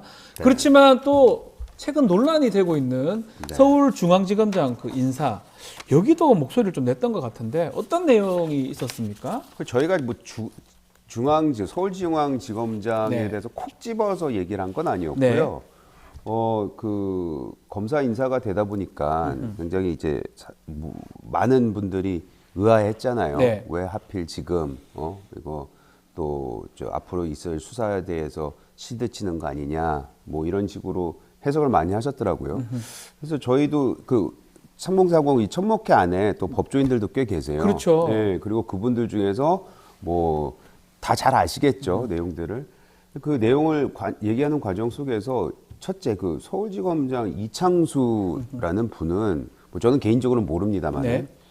이분이 꽤 그 경력이 화려하더라고요. 네, 그리고 근데 그 경력이 어떤 수사를 해서 화려하다기보다는 그 어떤 수사를 해도 굉장히 세게 하시는 분이다. 아하. 네, 그러니까 위아래도 없고 진짜 자기가 뭐 소신껏 좋게 말하면은 네. 끝까지 파고 들어가는 뭐 그런 검사 스타일이다라고 얘기를 하길래 그러면 이 사람의 인선만 보고는 우리가 뭐 실드 치려고 하는 거라고 얘기할 수는 없지 않냐 뭐 이런 얘기도 있었고 또 시기적으로는 굉장히 안 좋았다라는 거에 대해서는 대부분은 동의했어요. 하필 그때 인사를 하필 했냐? 왜 하필 그때 그랬냐? 예. 그런데 또 뭐 그쪽에서 나온 얘기를 들어보면은 지금 원래 올해 초에 네. 하려고 하려고 하다가 했던 걸 미뤄가지고 했던 거라고 선거 하긴 때문에 하더라고요. 예. 안 했다.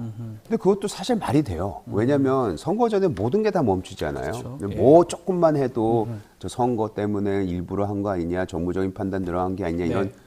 말이 잡음이 나올 수밖에 없거든요. 그래서 그 인사가 미뤄졌다면 네. 진짜 말 그대로 그럼 언젠간 해야 되는데 지금이 하나 나중에 하나 뭐 그러지 않았겠냐 뭐 이런 얘기도 있었고 하여튼 다양한 얘기가 있었는데 그런 측면에서 말씀을 좀 저희가 나눴던 거였죠.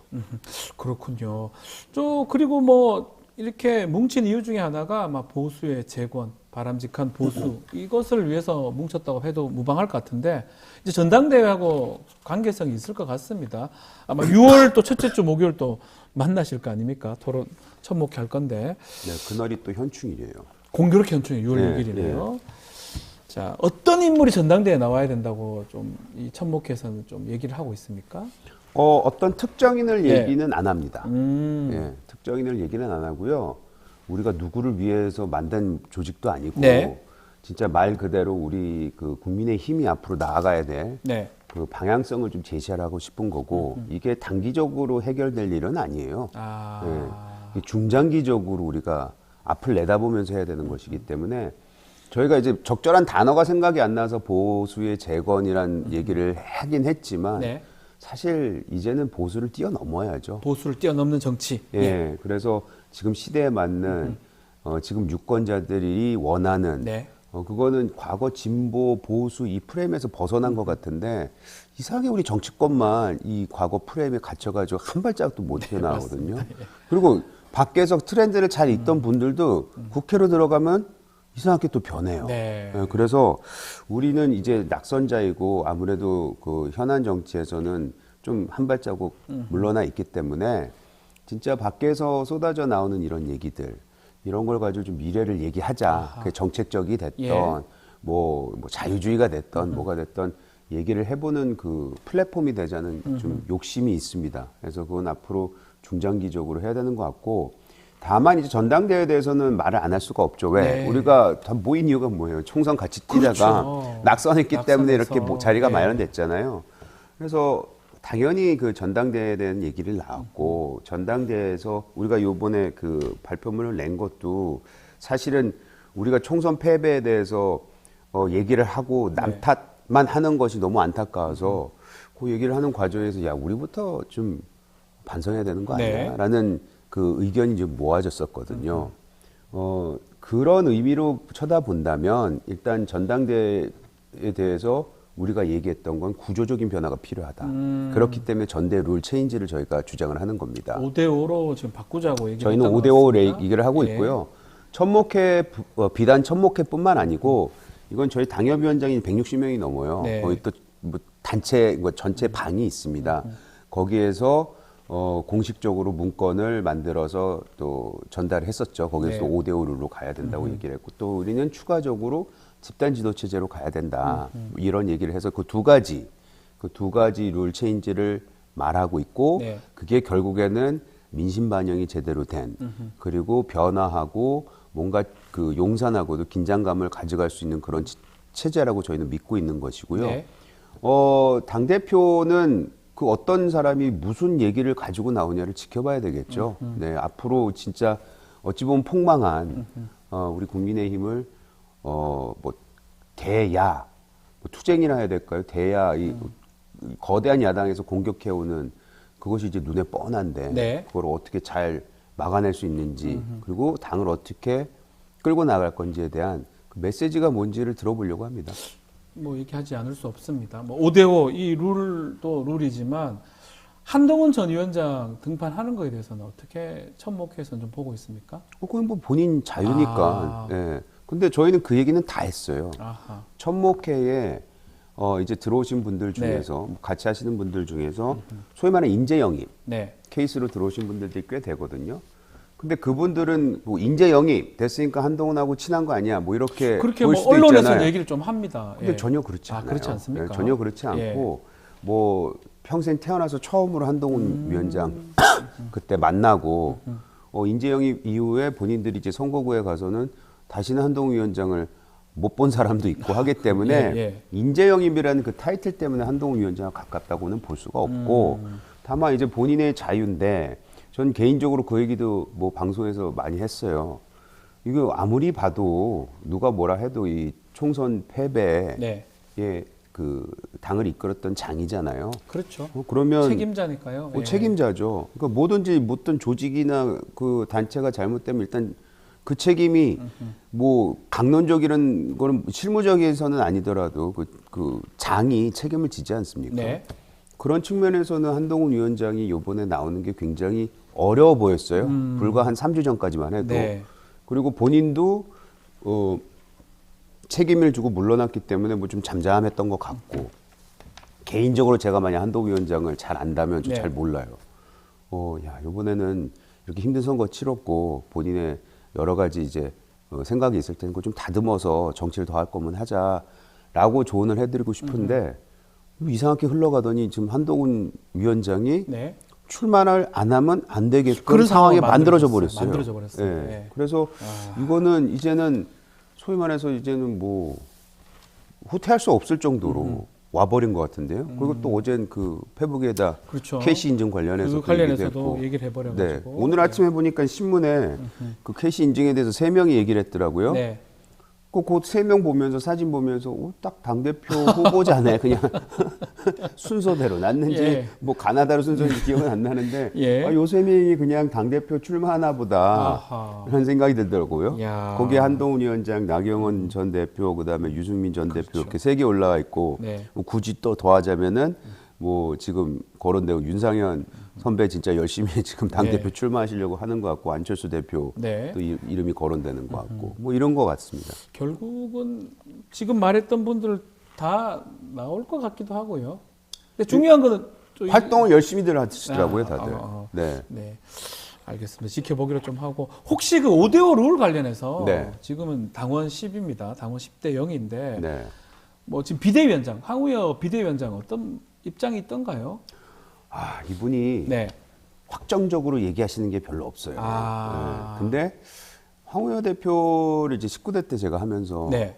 이제 같이 여러 번 찾아뵙고 이제 잘 알죠. 그런데 본인이 생각하는 게 있어 그걸 절대 드러내지는 않습니다. 끝까지. 끝까지. 네, 예. 그리고 이 소위 말해서 과정과 이 절차를 굉장히 중요시 생각하시는 분이에요. 그래서 의견 수렴을 하겠다라고 하는 부분에 있어서 진짜 의견 수렴을 하실 것 같긴 해요. 네. 그리고 지금 그 전체적인 분위기가 당 내도 그렇고 외부에서도 그렇고 민심 반영돼야 된다. 그게 저희한테는 상징이 돼 버렸어요. 이제 지금 선거가 결국에 졌던 게 저희가 네.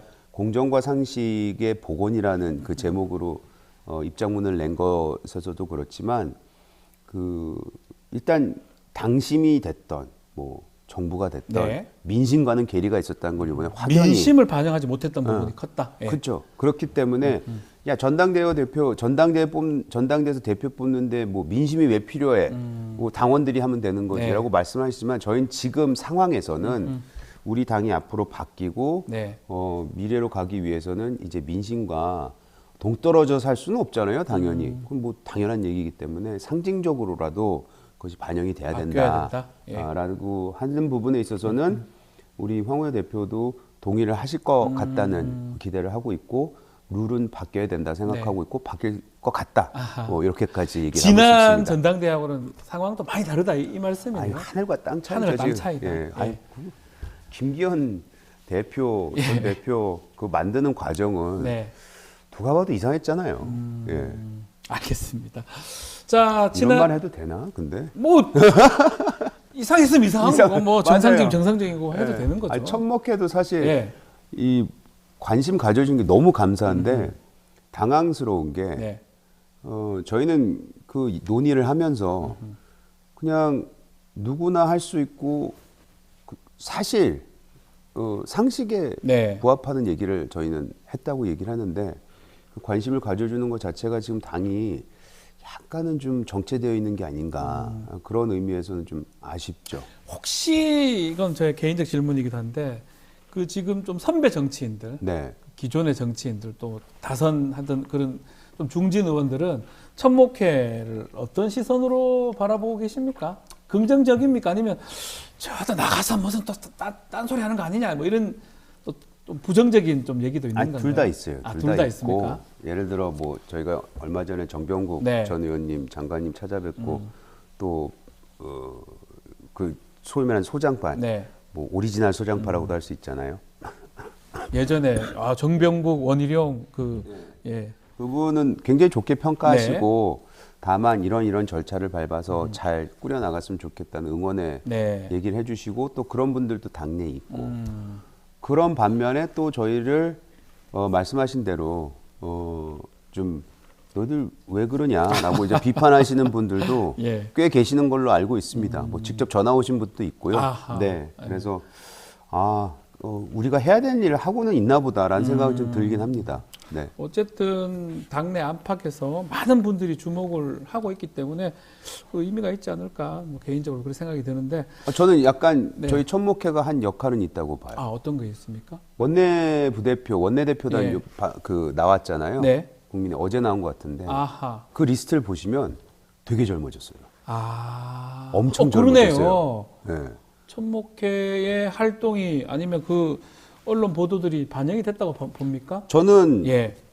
어느 정도 그 영향을 미쳤다. 왜냐하면 소장파 젊은 사람들의 목소리가 네. 필요하다, 더 활동해라, 뭐 이런 요구가 본물처럼 지금 쏟아지고 있거든요. 네. 근데 저희야 원외 위원장들이다 보니까 활동에 아무래도 좀 제약이 있고 당내 지금 당선된 그 젊은 분들을 토대로 해서 네. 뭔가 좀 새로운 모습을 만들어내가는, 물론 콘텐츠가 중요하겠지만 일단 인선하는 데 있어서는 저희가 어느 정도 긍정적인 역할을 하지 않았나라고 스스로 자평하고 있습니다. 뭐 맞아 떨어졌을지 않을까 생각이 듭니다.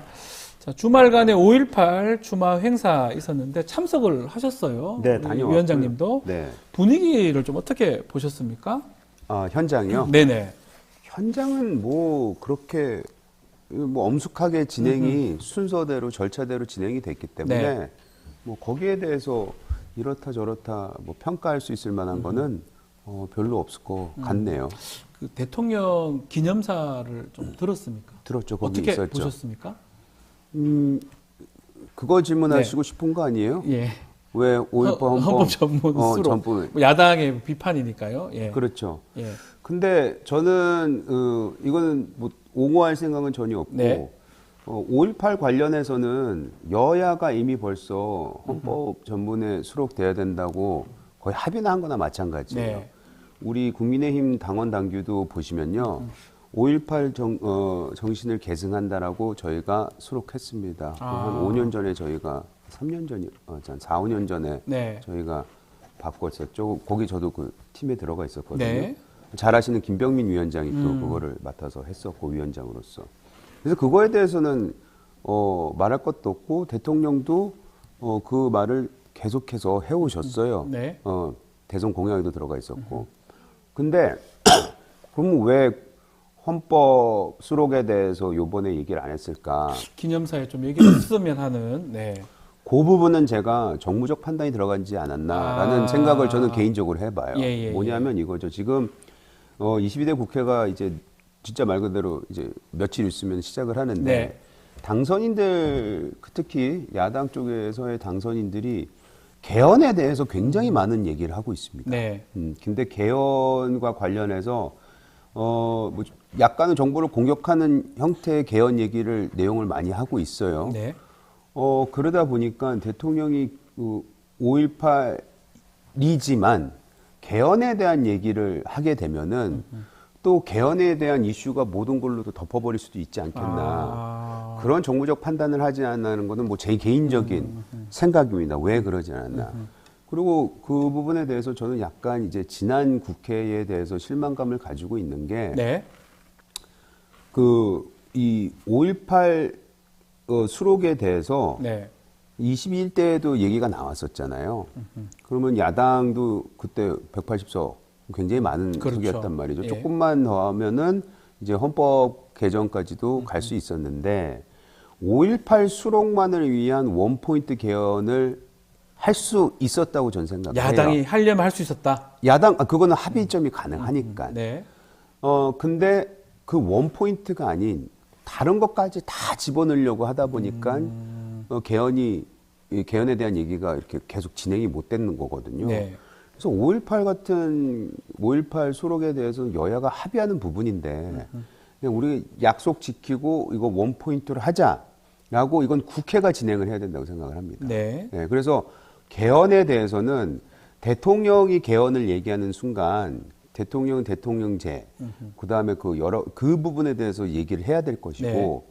이제 국회에서 5.18 정신 수록이라든지 다른 이슈에 대해서는 국회에서 논의가 돼야 되는 건 맞는 것 같아요. 그래서 만에 하나 모든 걸 다 담아내는 것은 쉽지 않을 테고 5.18 수록에 대해서는 원포인트로라도 할 수 있지 않을까라는 그런 생각이 듭니다. 가능성도 있을 것이다. 이렇게 네. 짚어주셨습니다. 근데 그러려면 진짜 여야가 딱 맞아떨어져야 돼. 딱 딴거 얘기하면 안 맞아떨어지고 되는데. 딴 거 얘기하면 그건 뭐 예. 이거 산으로 가고 저 안 하겠다는 소리나 마찬가지로 밖에 들릴 수가 없어요. 거의 오히려 진정성이 훼손될 수도 있어요. 그냥 네. 5.18 헌법 수록에 대해서 말만 하지 진짜 할 의지가 없다라고밖에 판단될 수도 있기 때문에 그 부분은 뭐 단기간에 공격하기 위해서는 잘 써먹을 수 있는 이슈이겠지만 진짜 진정성이 있다면은 딱 그거 하나만 놓고 얘기를 해라라고 좀 조언드리고 싶네요. 알겠습니다. 자, 김건희 여사 얘기를 좀 해보면 5개월 자맹을 깨고 지난 캄보디아 정상 부부 오찬 참석을 했고, 자, 또 어제도 사리 반환 행사에 참석을 하면서 결국 공식 행보에 나섰고 대중한테도 드러냈거든요. 어떻게 보십니까? 뭐 이제 활동해야 되는 거 아닌가요? 아하, 너무 오래 자맹했다 이렇게 보십니까? 할 일은 해야죠. 그래도 영부인인데 네. 영부인이 해야 될 행사들이 얼마나 많아요. 사실 네. 챙겨야 되는 것도 많고 그렇기 때문에 해야 될 일은 해야 된다. 전 그렇게 생각하고 지금 사회적으로 뭐 이슈가 되는 것들은 네. 그거는 병행하면서 해야 되겠죠. 이것 때문에 이걸 못한다, 해야 될 일을 안 한다. 그거야말로 오히려 그거 같은데. 할 유리 일을 해야 같은데. 된다. 예. 네. 그 야당에서는 그래도 의혹 해소를 하고 좀 아니면 동시에라도 그게 돼야 되는 거 아니냐. 의혹 해소를 어떻게 해요 지금? 예, 본인이 할 수는 없겠죠. 네. 네. 지금 뭐 수사 받고 있고 네. 뭐 진행된다고 하고 있고 그럼 그 수사까지 다 기다린 다음에 네. 활동하라는 건가요? 그러니까 그거는 그거대로 지금 진행되고 진행하고, 있고 예. 예. 얼마나 걸릴지도 모르고 하는 건데 네. 그것 때문에 기본적으로 해야 되는 행사를 안 한다는 거는 뭐 저는 오히려 그거 반대합니다. 뭐 앞으로 좀 본격적으로 좀 더 나올 거라고 이렇게 보시는 겁니까? 그렇게 보이는데요. 아하, 예. 네. 정치 현안 얘기도 좀 해보겠습니다. 그거하고 같은 맥락인데 21대 국회가 이제 끝으로 향해 달려가고 있습니다. 이제 마지막으로 남은 게 최상병 특검법 같습니다. 대통령은 제2요구권을 시사를 했는데 어떻게 보십니까? 그 21대 국회가 마무리를 하면서요. 네. 제가 봤을 때는 국민의힘은 이탈표가 없을 거예요. 없을 것이다. 없는 이유가 이건 아마 그냥 22대 국회로 넘기고 싶어 할 겁니다. 네, 지금 현 국회의원들 중에서 낙선한 분들도 꽤 많잖아요. 네. 그분들이 이 최장병 특검과 관련해서 본인들이 부담을 갖고 싶지는 않을 것 같고 이거는 어차피 22대 국회에서 진행돼야 될 얘기이고 또 이 특검이 통과가 되던 안 되던 최장병 순직이라고 저는 얘기를 하는데 네. 이 부분은 계속 돼야 되잖아요. 계속 그 사회적 이슈가 돼 있을 거라고요. 네. 그 이슈는 22대 국회가 떠안아야 될 숙제입니다. 그렇기 때문에 아마 그런 생각하에 이탈표가 없을 거라고 저는 보여집니다. 거의 그냥 제2요구하면 그대로 이 법안이 더 이상 진행이 안 될 것이다. 하더라도 22대 가서 할 것이다. 22대 가서 아마 22대 할 다시 것이다. 새롭게 논의가 될 것 같은데요. 그 저는 그렇게 생각해요. 그 맥락상으로 지난 17일인가요? 윤석열 대통령이 당선인들을 만나가지고 대통령 거부권 행사 적극적으로 해야 되는 거 아니냐 이런 얘기 하셨거든요. 그래서 제가 그 뉴스를 예. 보고 또 뭐 그 방금 말씀하셨던 뭐 특검과 뭐 이런 거에 관련해서 얘기를 하셨나라고 해서 전 뭐 우려가 됐는데 그래서 그 참석했던 분한테 전화를 해서 좀 물어봤어요. 네. 물어봤더니 그 얘기를 하시죠. 그 맥락이 아니었다. 예, 앞뒤 자르고 지금 나온 것 같은데 그 같은 보도에서 네. 했던 얘기가 그거잖아요. 내가 당을 부하로 생각하지 않는다. 오히려 뭐 당이 나를 부하로 생각했으면 좋겠다. 뭐 예. 이 얘기를 하는 그 과정에서 맥락이 있었습니다. 예. 그 맥락에서 아하. 그 한 문장이었대요. 그냥 그 맥락에서 당이 지금 어려운 상황인 것도 알고 당이 지금 활동하는 데 있어서 대통령을 부하로 삼고 대통령 정부에 필요한 모든 거를 네. 다 활용하세요. 저희는 뭐 이런 식으로 얘기를 했다고 하더라고요. 네. 그래서 그거는 특검을 두고 얘기한 것 같지는 않고, 예. 그래서 뭘 시기적으로 그냥 기사 쓰기엔 굉장히 좋게 나왔는데 그 얘기는 아니었다고 말을 다른 하더라고요. 것을 얘기한 것이다라고 이렇게 해석을 하시는군요. 요거 하나만 아니, 해석이 아니고 그렇게 얘기를 했어요. 했다고. 네. 요거 하나만 짚어보죠. 지금 야권에서는 개헌에 대한 얘기가 계속 나오고 있거든요. 개헌 얘기 좀 전에도 했지만 천목회에서도 이렇게 개헌 얘기 같은 것도 좀 얘기가 나왔을까요? 그날은 안 나왔고요. 아. 근데 이건 아마 저희가 앞으로 할 수밖에 없는 얘기일 것 해야 같아요. 될 얘기겠죠. 네. 해야 될 얘기고 언제쯤인지는 모르겠으나 뭐 여러 가지 주제들이 있기 때문에 저는 이거는 해야 될 얘기고 하여튼 지난주에 저희가 만나서 얘기했을 때하고는 뭐 공정과 상식의 복원이라는 주제 하에는 개헌은 뭐 맞지 않는 얘기였기 때문에 네. 나오진 않았습니다. 자, 앞으로 천목회 또 어떤 역할을 할지 또 그리고 마지막 말씀도 부탁드리겠습니다. 네, 저희가 방송이나 뭐 이런 데서 네. 천목회에 대해서 말씀을 해주실 때 그런 얘기는 해요. 지금 수도권 3040 낙선자들이 처음에 모여서 만들어진 이 모임이 지금 뉴스에 좀 이렇게 뉴스화 되는 것 자체도 네. 매우 숭고스럽다.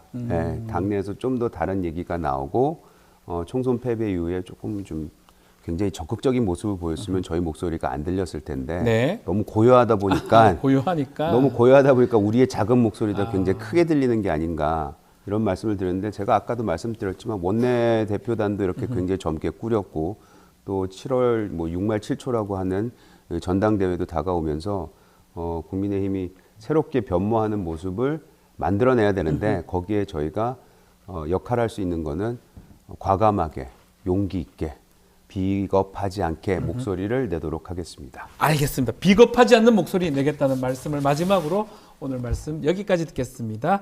지금까지 이재영 위원장과 함께했습니다. 감사합니다. 감사합니다. 뉴스인사이다 1부 여기까지입니다. 잠시 뒤 뉴스인사 프라임 진행이 되니까요. 어디 가지 마시고요. 잠시만 기다려 주십시오.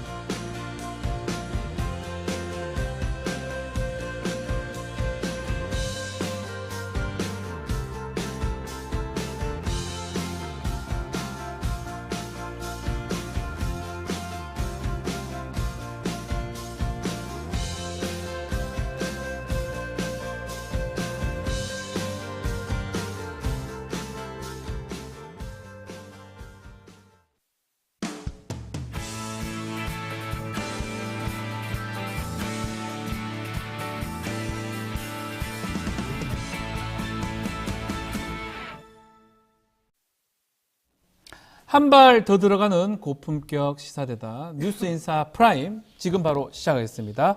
자, 월요일 시간에는 정치권을 향한 따끔한 일침 시간입니다. 김진애 전 의원과 함께합니다. 안녕하십니까? 네, 안녕하십니까. 오늘도 따끔한 일침. 근데 이상하게 네. 모든 뉴스는 월요일 날 나오기 때문에 네. 월요일 날 아침에는 별로 일찍 갈 게 없는 것 같아요. 그러니까 뉴스가 가장 안 될 때가 월요일 같아요. 그런 것 같아요. 제가 보니까 제가 이렇게 갔다 오고 나면 네. 그러고 나면 뉴스가 팡팡 터지더라고요. 월요일 날 일가 시간 동안 뉴스가 빵빵 터지고 화수에 할 얘기가 많긴 제가 한데. 여기서는 그냥 편안하게. 예, 알겠습니다. 근데 일찍 갈 건 여전히 많죠. 네, 1층 과할 건 많기 때문에 네. 이 얘기부터 먼저 좀 해보죠. 네. 김건희 여사 행보 부분입니다.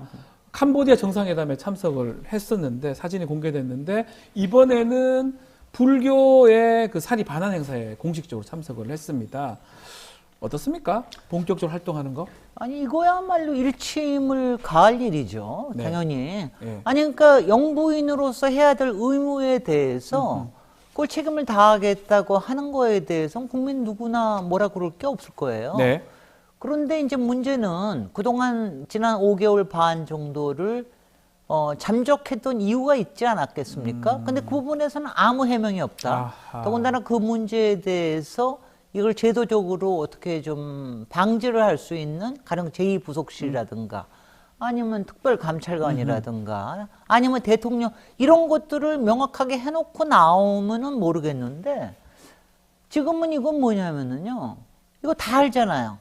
지금 이제 그동안은 저 선거 때문에 못 나왔다는 건 다 알지 않습니까? 네. 선거에 나오면 표가 떨어질 테니까 지지율 떨어질까 봐 못 나온 거고 선거가 나온다면 호시탐탐 기회를 노리다가 이것저것 그동안 나온다 만다 얘기했었는데 이제 여러 가지 대통령이 나름대로 이제 대통령께서 해야 될 조치들을 다 했다고 생각을 네. 하겠죠.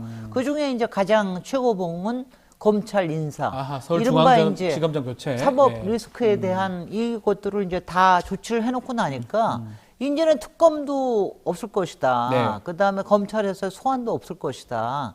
이제는 나와도 되지 않겠냐. 아하. 그동안 더군다나 이번에는 뭐 살이 우리가 다시 돌려받은 반환 같은 네. 거는 우리한테는 상당히 경사스러운 거고 거기에 김건희 여사가 일정 큰 부분 역할을 했습니다. 공헌을 네. 했으니까 뭐 마침 기회를 좋다 하고 나왔을지 모르겠는데 근데 오산이에요.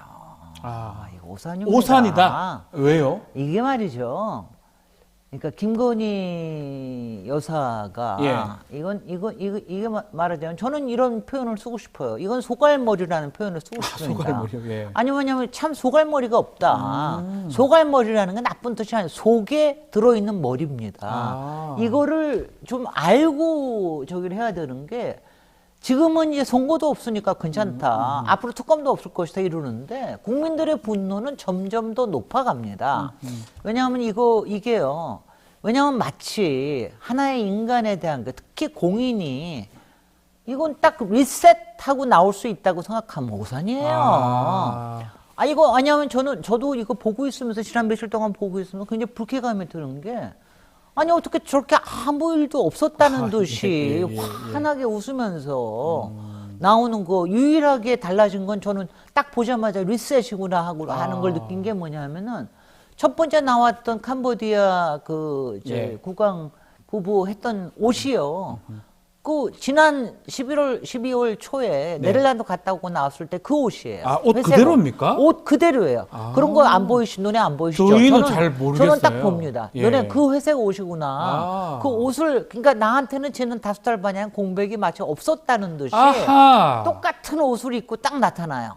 거기다가 어저께 회암사 사리봉안에서는 어디로 다시 돌아갔냐 하면은 다시 취임 시에 그 옷이에요. 까만 거에 하얀 거 해가지고 머리 단정하게 묶고 야 이거 완전 리셋 해가지고 그동안 지난 2년 동안에는 아무 일도 없었다라는 식으로 해가지고 탁 나오는 게 나는 정말 너무 뻔뻔해요. 그리고 국민들이 그거를 그대로 받아들일 거라고 생각을 하는 게 소갈머리가 없는 거죠. 그리고 그거를 갖춰줘야 될 대통령께서도 문제가 있는 거고 그리고 그걸 얘기하는 참모들은 지금 문제가 대통령실에 있는 참모들 비서들일 텐데 홍보들일 텐데 뭐 물론 김건희 여사의 고집을 못 꺾겠죠. 사실은 뭐 그 부분일 텐데 그런 식으로 하면 안 됩니다. 더구나 나오자마자 뭐 사진을 몇 시간 있다가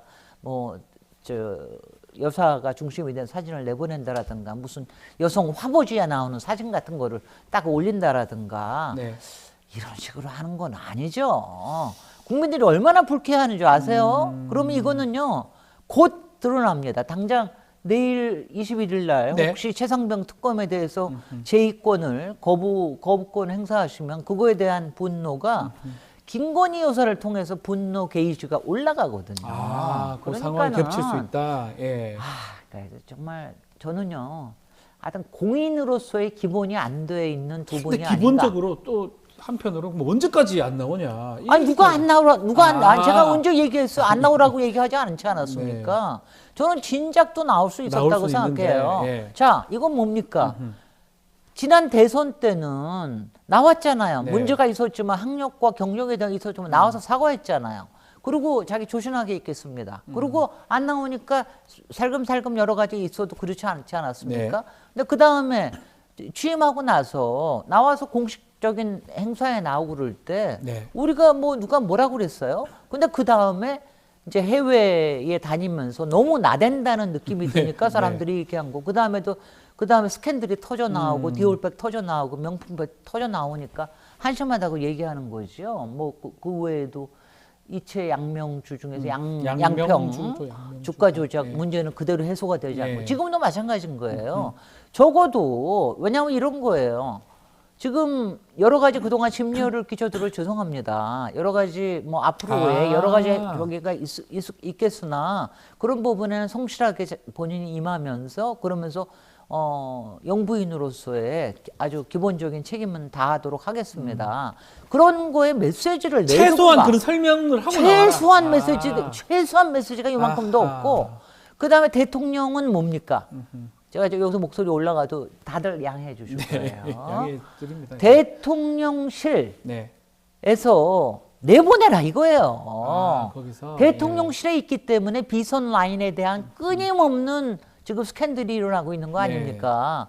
그러니까 제2부속실 만들고 그다음에 특별감찰관에서 대통령 가족에 대한 감찰을 예방을 하겠습니다. 네. 그리고 그것만 하더라도 지금 김건희 여사의 가장 큰 문제는 김건희 여사의 동선이 안 보인다는 것이에요. 왜냐하면 기록이 안 남지 않습니까? 그렇죠. 국민들이 모르지 않습니까? 그리고 관저 정치한다고 하지 않습니까? 그리고 대통령실에 속해 있다고 그러지 않습니까? 그럼 대통령을 꽉 잡고서 비선 라인을 움직여서 얘기하고 있는 거 아니에요? 이거는 오죽한 보수 언론 측에서도 김건희 라인에 비서관들은 다 내보내라. 이런 얘기가 나올 정 그거 하나라도 해소된 거 있어요? 없습니다. 예, 아직까지는. 네. 하나라도 손톱만큼이라도 그런데 어떻게 저기 뻔뻔하게 그렇게 얼굴을 들이대고서는 하느냐 말이죠. 말도 안 되는 일이에요.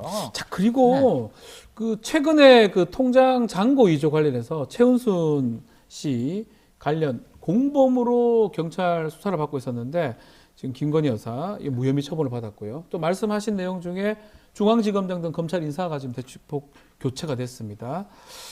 김건희 여사에 대한 수사 제대로 될까요? 그리고 특검법은 어떻게 될까요? 김건희 특검법. 뭐 저기 검찰 인사가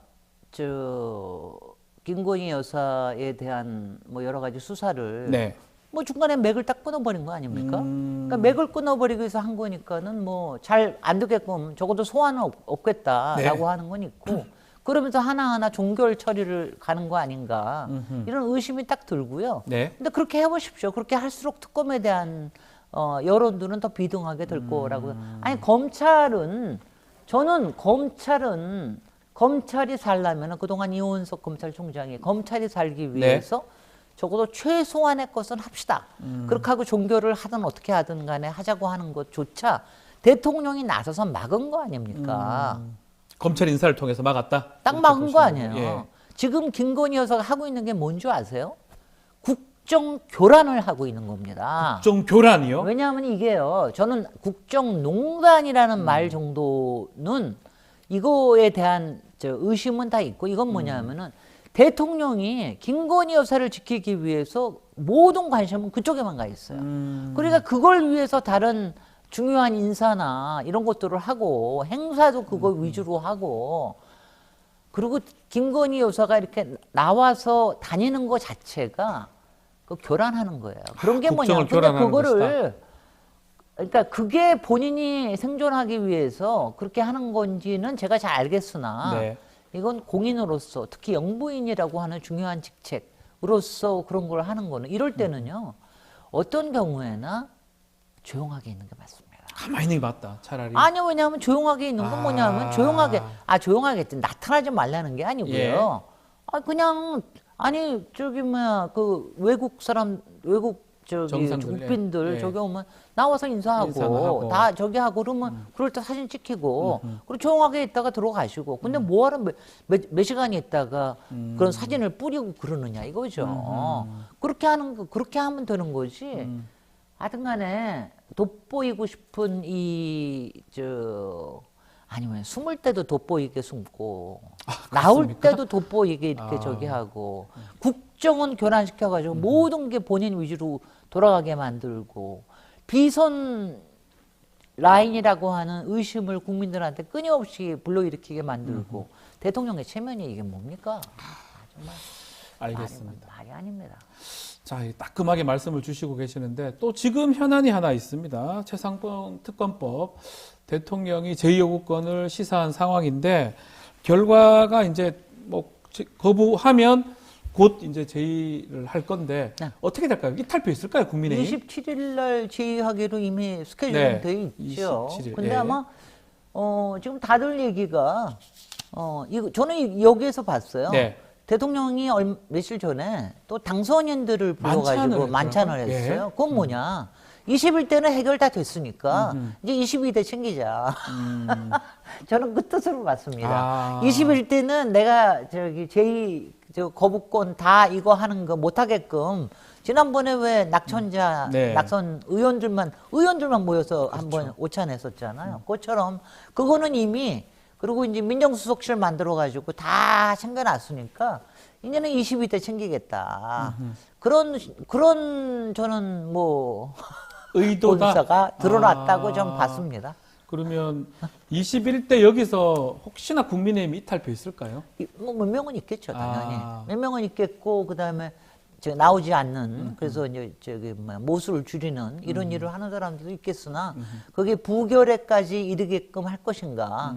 그러다 그리고 이제 뭐 거기에는 이미 공공기관이나 또 이제 여러 가지 직책을 약속받은 사람들도 있을 테고 뭐 또 캐비넷이 있을지도 모르겠고 또 뭐 여기서 이렇게 또 뭐 얼굴 붉힐 일이 있을까. 그냥 22대에 넘기자. 뭐 이런 또 생각을 가질 테고요. 21대에서는 좀 어렵고 22대 가야지만이 특검법 가능하다. 22대에 가면은 일단 192석이라고 하는 게 확실하고요. 그 다음에 8석이기 때문에 그리고 그때는 이제 22대에 들어가면 아무래도 이제 국회의 그 움직임들도 좀 달라지지 않습니까? 아무래도 이제 국민들이 보는 시각 지금은 이제 거의 파장 분위기이기 때문에 지금 이제 이번에 낙천한 분들은 뭐 이제 역사에 또 지키겠죠. 역사에 저기 해가지고 나중에 뭐 국민들이 다시 돌아보겠습니까?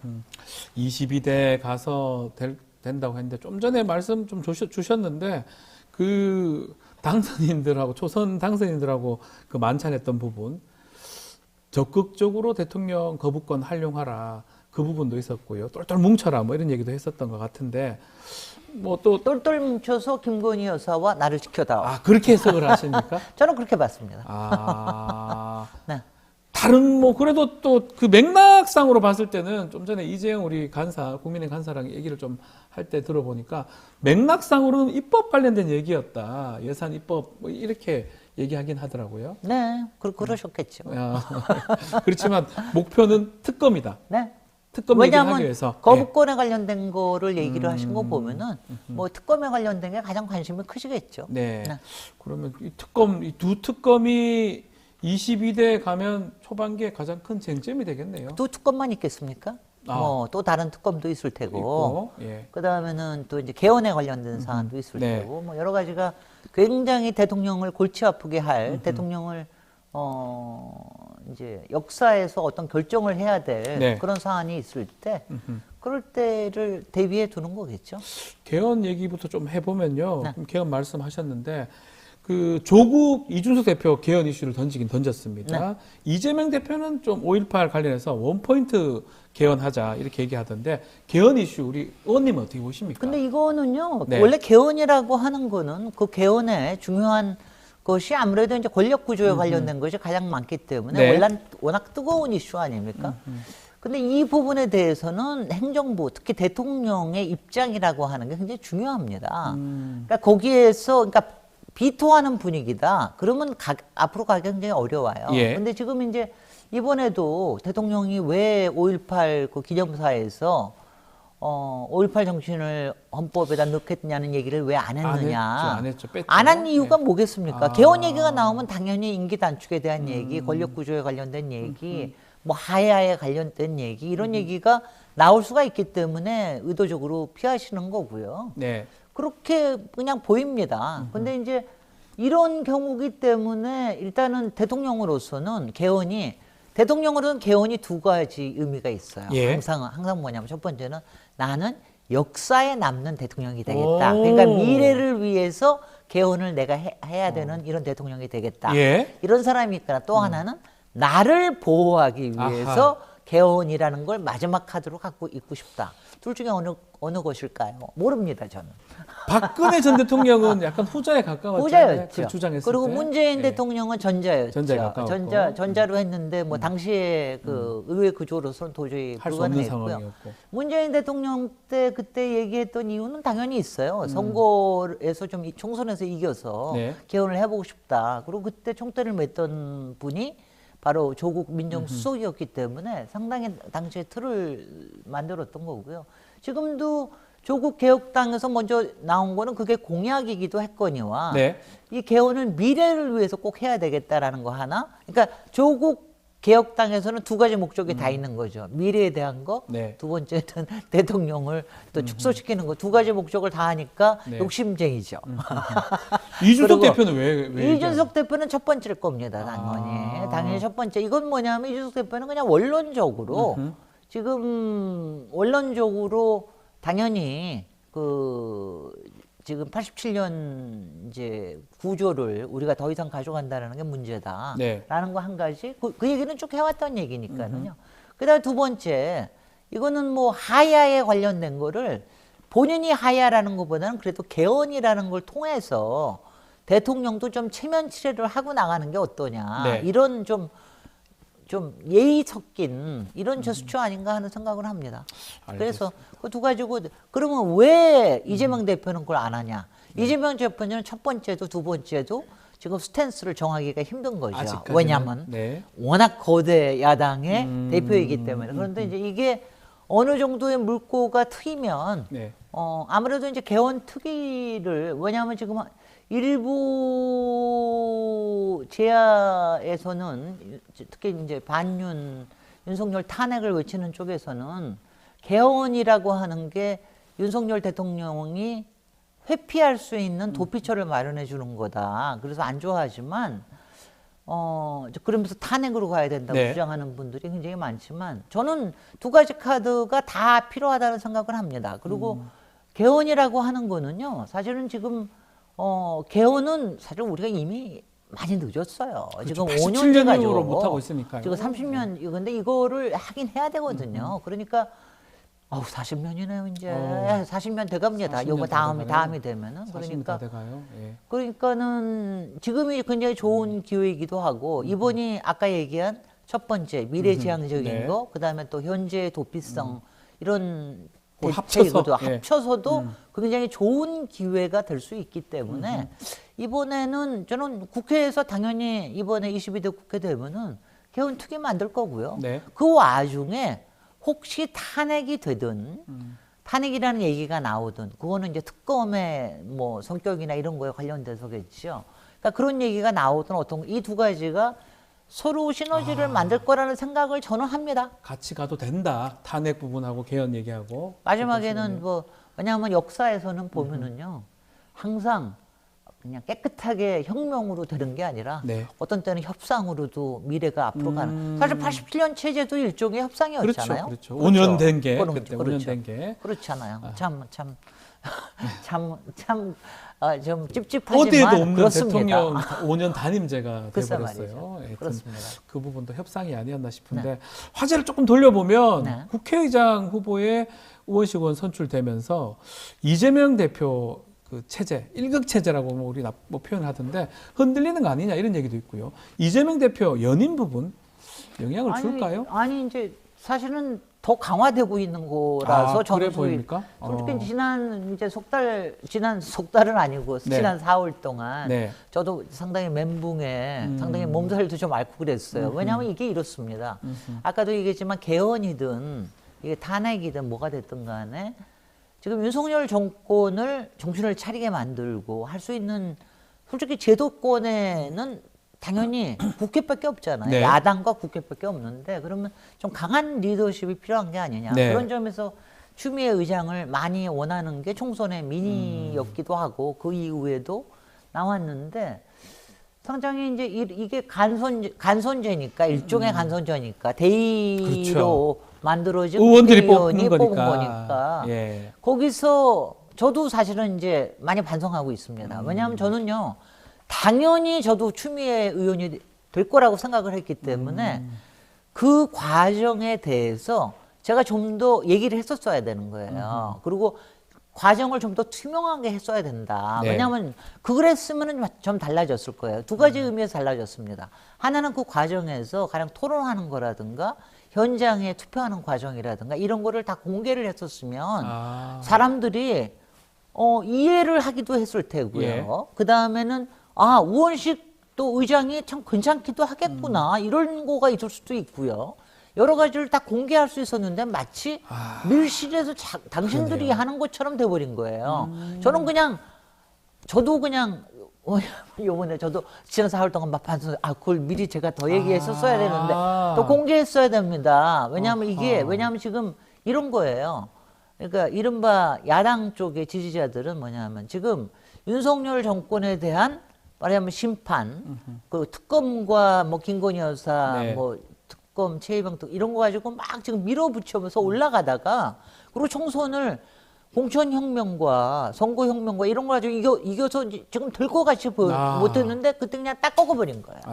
그러니까 그리고 지난 한 달 동안 누구도 경고를 안 했어요. 네. 저마저도 경고하는 걸 죄송합니다. 그래서 경고를 했었어야 된다. 경고를 하고 그런 걸 막기 위해서 이게 배신은 아닙니다. 다만 굉장히 말하자면은 왜냐하면 이번에 저도 이제 지난 뭐 당연히 했는데 이게 조직적인 반란이나 조직적인 뭐 반 추미애나 조직적인 뭐 반 이재명이나 이런 게 아니었어요. 그러니까 이게 여러 가지 그가 섞여서 말하자면 의원들이 조금 더 너무 이렇게 갔다가는 오히려 그게 더 나쁜 거 아니야? 이런 의견. 그다음에 추미애 의원이 가끔은 독단적으로 저거 할 때도 있는데 그런 게 혹시 저거 되는 거 아니야? 예. 우원식은 그래도 개혁적 아니야? 그만한 뭐 이런 여러 가지들이 섞여. 그다음에 솔직히는 이제 문재인 뭐 친문이나 네. 또 친노들도 약간의 뭐 이런 것들이 다 섞여서 저는 일종의 이제 약간 이렇게 소심한 반란들을 했구만. 소심한 반란이다. 예. 소심하게 예. 그렇게 됐구만. 조직적인 게 아니고 조직적인 게 한 명의 아니라. 의원이. 그러니까 예. 이렇게 하면서 말하자면 신중하게 하다 보니까 그렇게 된 거예요. 그러니까 5표만 더 넘어왔으면 되는 건데. 그렇죠. 굳이 따지면. 네. 그래서 근데 이렇게 돼 버렸단 말이죠. 그래서 저는 다들 우원식 의원도 훌륭한 의장이 될 수 있다고 다들 인정하잖아요. 그러니까 이제 이런 점에서 근데 저도 실망감인데 네. 우리 당원들은 오죽하겠습니까? 탈당도 그래서 아마 한다 그러고. 그래서 저도 다 얘기하는 게 네. 그냥 권리당원 돈만 내지 마시고 조금 있다가 다시 돈을 내시든가 오시라고. 맞든가 이렇게 왜냐 탈당하면 다 손해예요. 네. 그래서 저거니까는요. 그래서 이렇게 됐기 때문에 오히려 그러니까 다음에 훨씬 더 일국 체제가 강화되는 거 아니야? 이재명 대표의 연임이 좀 더 강화되는 거 아니야? 상황상 어쩔 수 없이. 왜냐하면 지지자들은 무슨 생각을 하고 있는 거예요? 네. 생각을 하고 있느냐면 야 의원들이 배신했네. 우리가 끝까지 우리가 직접 저기를 해야 되겠네. 이런 생각을 하면서 이거를 야당에 리더십을 가질 사람은 이재명밖에 없다. 이런 생각을 하는 사람들이 더 많아지고 있는 것 같아 보이고요.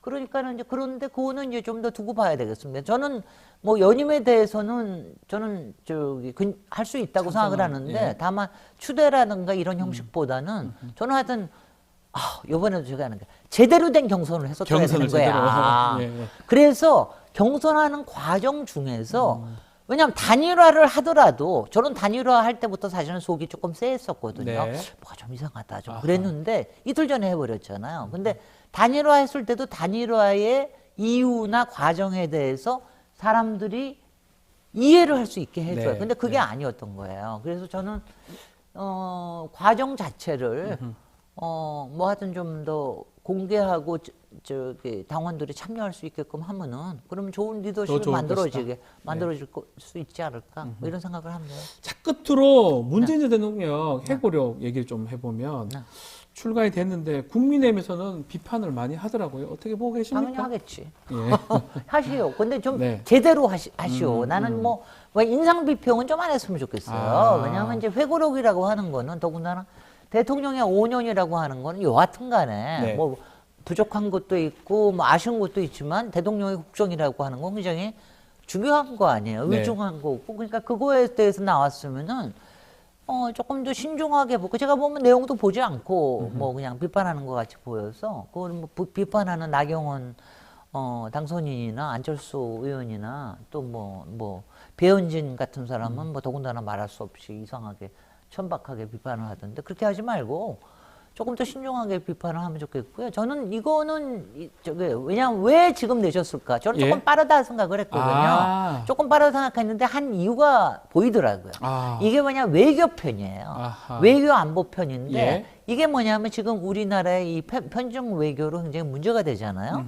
근데 그게 지금 12월 달에 트럼프 정권이 들어올 수도 있는 거예요. 말하자면. 그러니까 네.